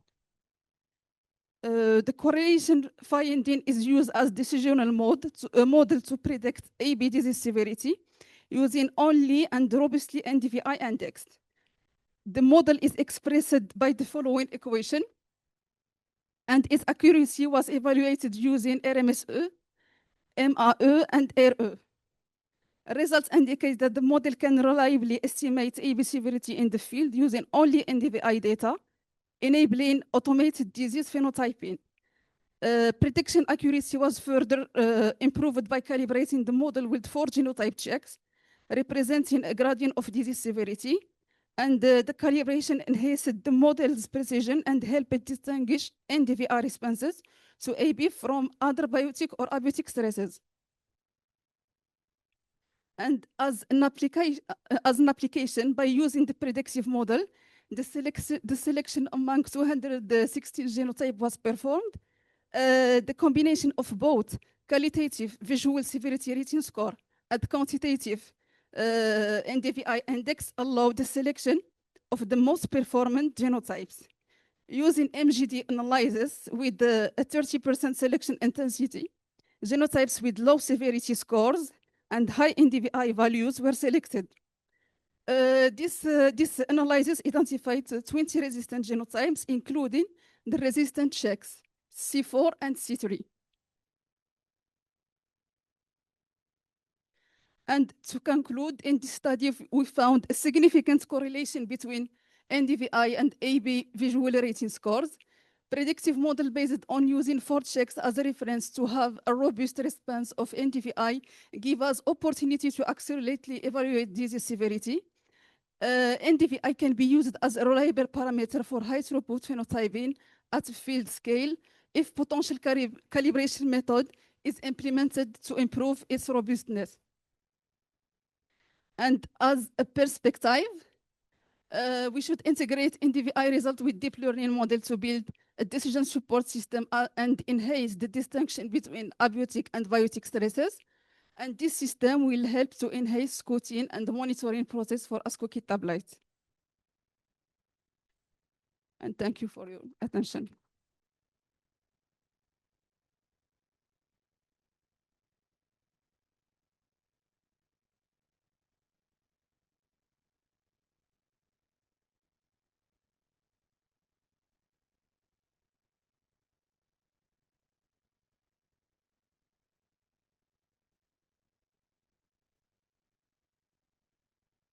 Very good presentation. Thank you so much. Right now, can you differentiate the difference between abiotic and biotic stress with NDVI? I will answer in French. Okay. Pour notre cas d'étude, on a évalué. Sorry, I just yeah.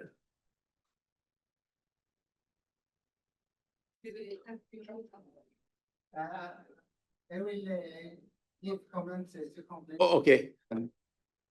Yeah.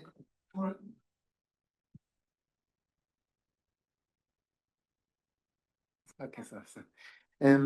For this study, what I think is clear what is the difference. When we take one indicator like NDVI for both biotic and abiotic stress, for different cases we can have potential development of biotic and abiotic stress. And for differentiation using this indicator, it's not easy. Oh. But for the control of the disease and for the phenotyping as done in this study, it will be easy to make calibration using the check. And for the phytopathologist, now that the first check is have low severity and this one has high severity, and to make one curve calibration and to use this calibration for phenotyping as done here. And for different type of stress, we can talk about thermal stress or water stress as abiotic. And for biotic stress is for disease or for the pest. Okay. I don't know if it's okay for you. Yeah. Thank you very much. Euh, je veux. Derrière. Je veux ajouter seulement que, en tant que phytopathologiste, les génotypes avec lesquels on a travaillé comme témoins, ce sont des génotypes testés sur plusieurs années. Donc, leur réaction vis-à-vis de la maladie a été confirmée dans différents environnements, que ce soit au champ, que ce soit au niveau de la serre. Donc, leur réaction vis-à-vis de la maladie, elle est plus ou moins stable.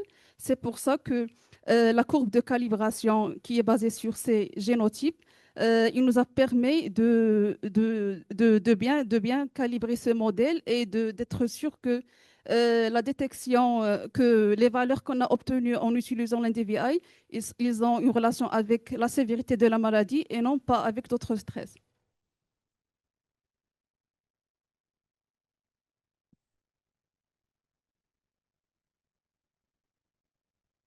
We've come to the end of the session with the last presentation, which is online. It's on fertigation injection systems, comparative technologies, performance, and challenges for sustainable irrigated agriculture. I know our time is tight for lunch, but hopefully you'll be able to stay for the last one.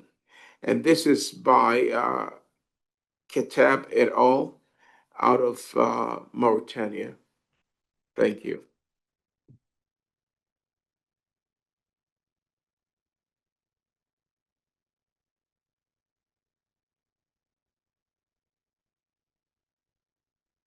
S'il vous plaît.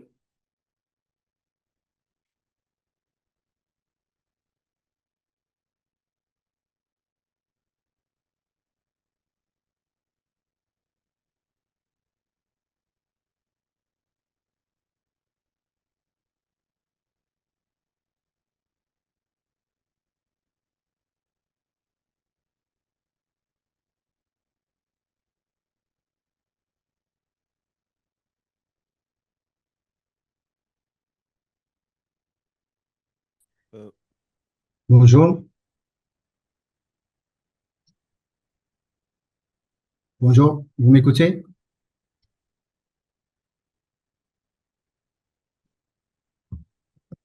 Bonjour tout le monde. Je demande si vous m'écoutez.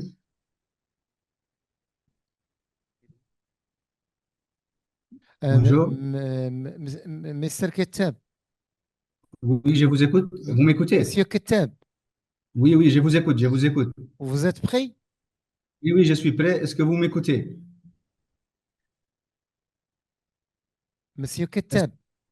Oui, oui, je suis prêt, je suis prêt. Est-ce que vous m'écoutez? Est-ce On que vous vous m'écoutez? entend pas. Est-ce que vous m'écoutez maintenant? Bonjour tout le monde. Bonjour. Bonjour tout le monde. Est-ce que vous m'écoutez? Bonjour. Monsieur Kettab. Oui, je vous écoute, je vous écoute. Est-ce que vous m'écoutez? Est-ce que vous m'écoutez?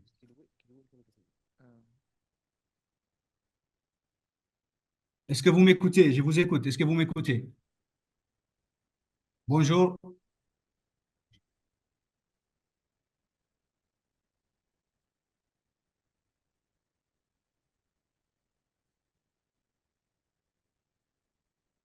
Bonjour tout le monde. Est-ce que vous m'écoutez?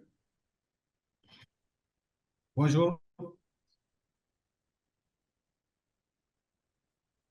Bonjour. Est-ce que vous m'écoutez?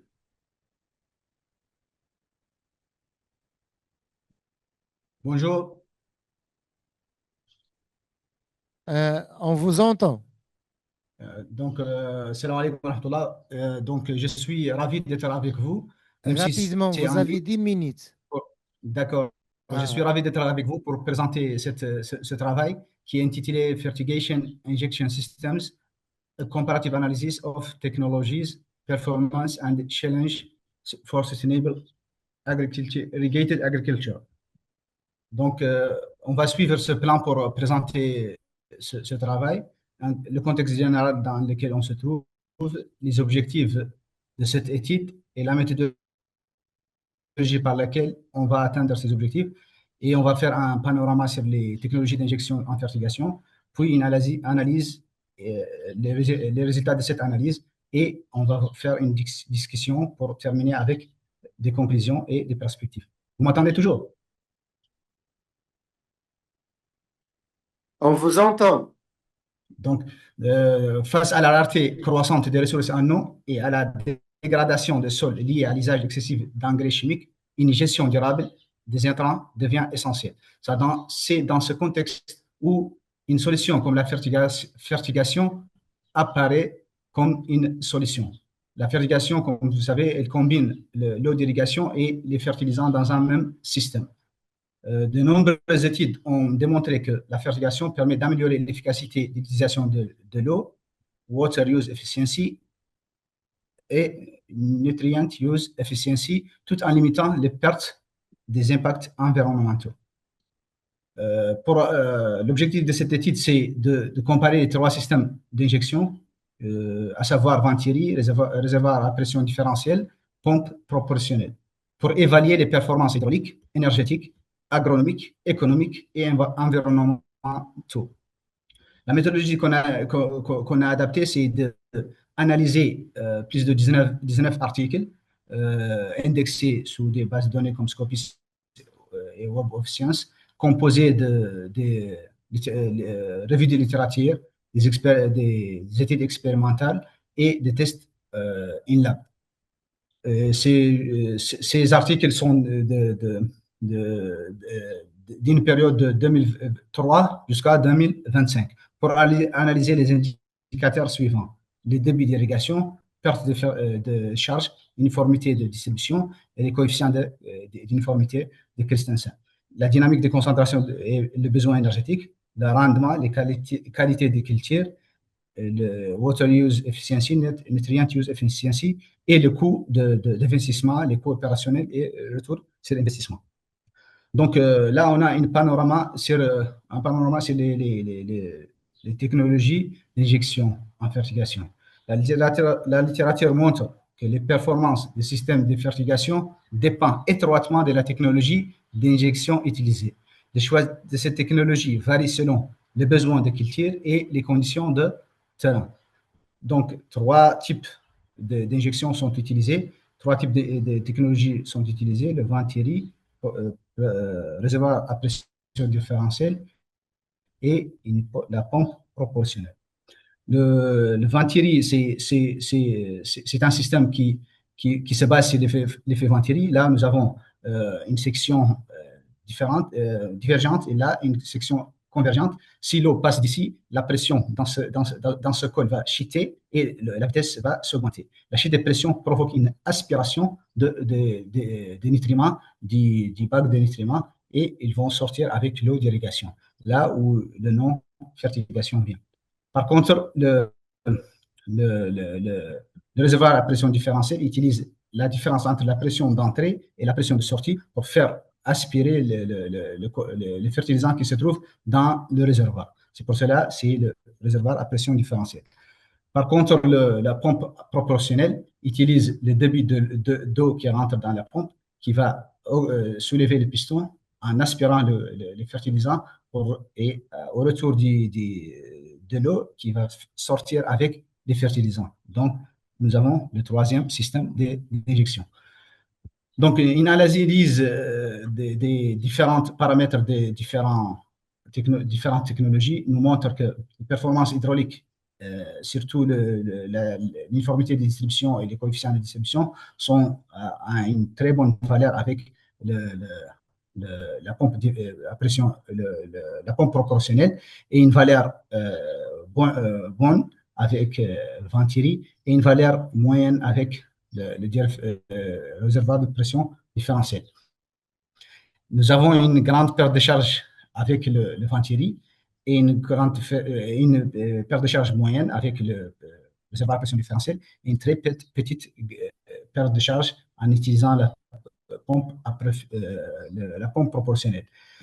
Pour les coûts et l'énergie, nous voyons que la pompe proportionnelle acquiert une grande énergie et aussi demande un coût d'investissement environ de $2 000 environ. Donc, tandis que le vent Thierry pratiquement ne demande pas un grand prix ni une grande quantité d'énergie car il utilise la pression du système. Si on regarde maintenant les gains en tant qu'utilisation d'eau, utilisation de nutriments et la réduction la réduction de lessivage des nitrates, nous voyons qu'avec la pompe proportionnelle, nous avons un très grand gain sur tous les trois paramètres. Et avec le ventilier aussi, c'est dans la deuxième position. Ensuite, nous avons la pompe à pression, le réservoir à pression différentielle. Donc, on a fait un radar de score de 1 jusqu'à 5. Quand on regarde ce radar, il va nous montrer que le ventilier ne demande pas d'énergie. Donc, il a un score vers 5. Par contre, la pompe la pompe proportionnelle qui est en orange, il demande une grande quantité d'énergie. Si on regarde l'efficacité hydraulique, nous voyons que le pompe proportionnelle a une grande énergétique. Et si nous regardons le réservoir à pression différentielle, c'est toujours dans l'intervalle moyen. Donc, nous avons ici ventilier avec capacité hydraulique de ventilier est moyenne. Par contre, la capacité de pompe proportionnelle est une grande capacité. Le ventilier ne demande aucune énergie, presque. Par contre, le pompe proportionnelle demande une grande quantité. Le coût le coût de pompe proportionnelle est très élevé. Par contre, le ventilier presque demande, son coût est très faible. Et la durabilité, nous voyons aussi que le pompe proportionnelle a une grande durabilité. Par contre, les autres n'ont pas une grande durabilité due à sa robustesse. Donc, les conclusions qu'on peut tirer de ça, le choix du type d'injecteur doit trouver un équilibre entre les performances hydrauliques, la consommation énergétique, le coût et la durabilité. La stabilité de la concentration et l'uniformité d'injection déterminent directement les performances agronomiques et environnementales. La conception du système et le contrôle en temps réel peuvent avoir un impact plus important que le simple choix du type d'injecteur, ce qui nous pousse à avoir ces perspectives. Développer des protocoles de tests normalisés à long terme dans les conditions réelles, coupler la modélisation de CFD, le dynamique des fluides numériques, et l'intelligence artificielle pour optimiser la conception sous contrainte, que ce soit hydraulique ou énergétique. Concevoir des injecteurs auto-nettoyants intégrant des capteurs de débit et de pression pour la maintenance prédictive. Explorer des systèmes de fertigation alimentés en énergie solaire pour les zones hors réseau. Étendre les analyses coût-bénéfice vers des évaluations du cycle de vie pour le coût d'investissement et le coût opérationnel. Et c'est la fin de notre présentation. Nous tenons à remercier sincèrement nos encadrants, nos co-auteurs pour leur précieuse contribution scientifique, ainsi que nos institutions partenaires pour le soutien. Nous remercions également nous adressons notre gratitude au comité d'organisation de la 7e conférence panafricaine. Et merci pour votre attention.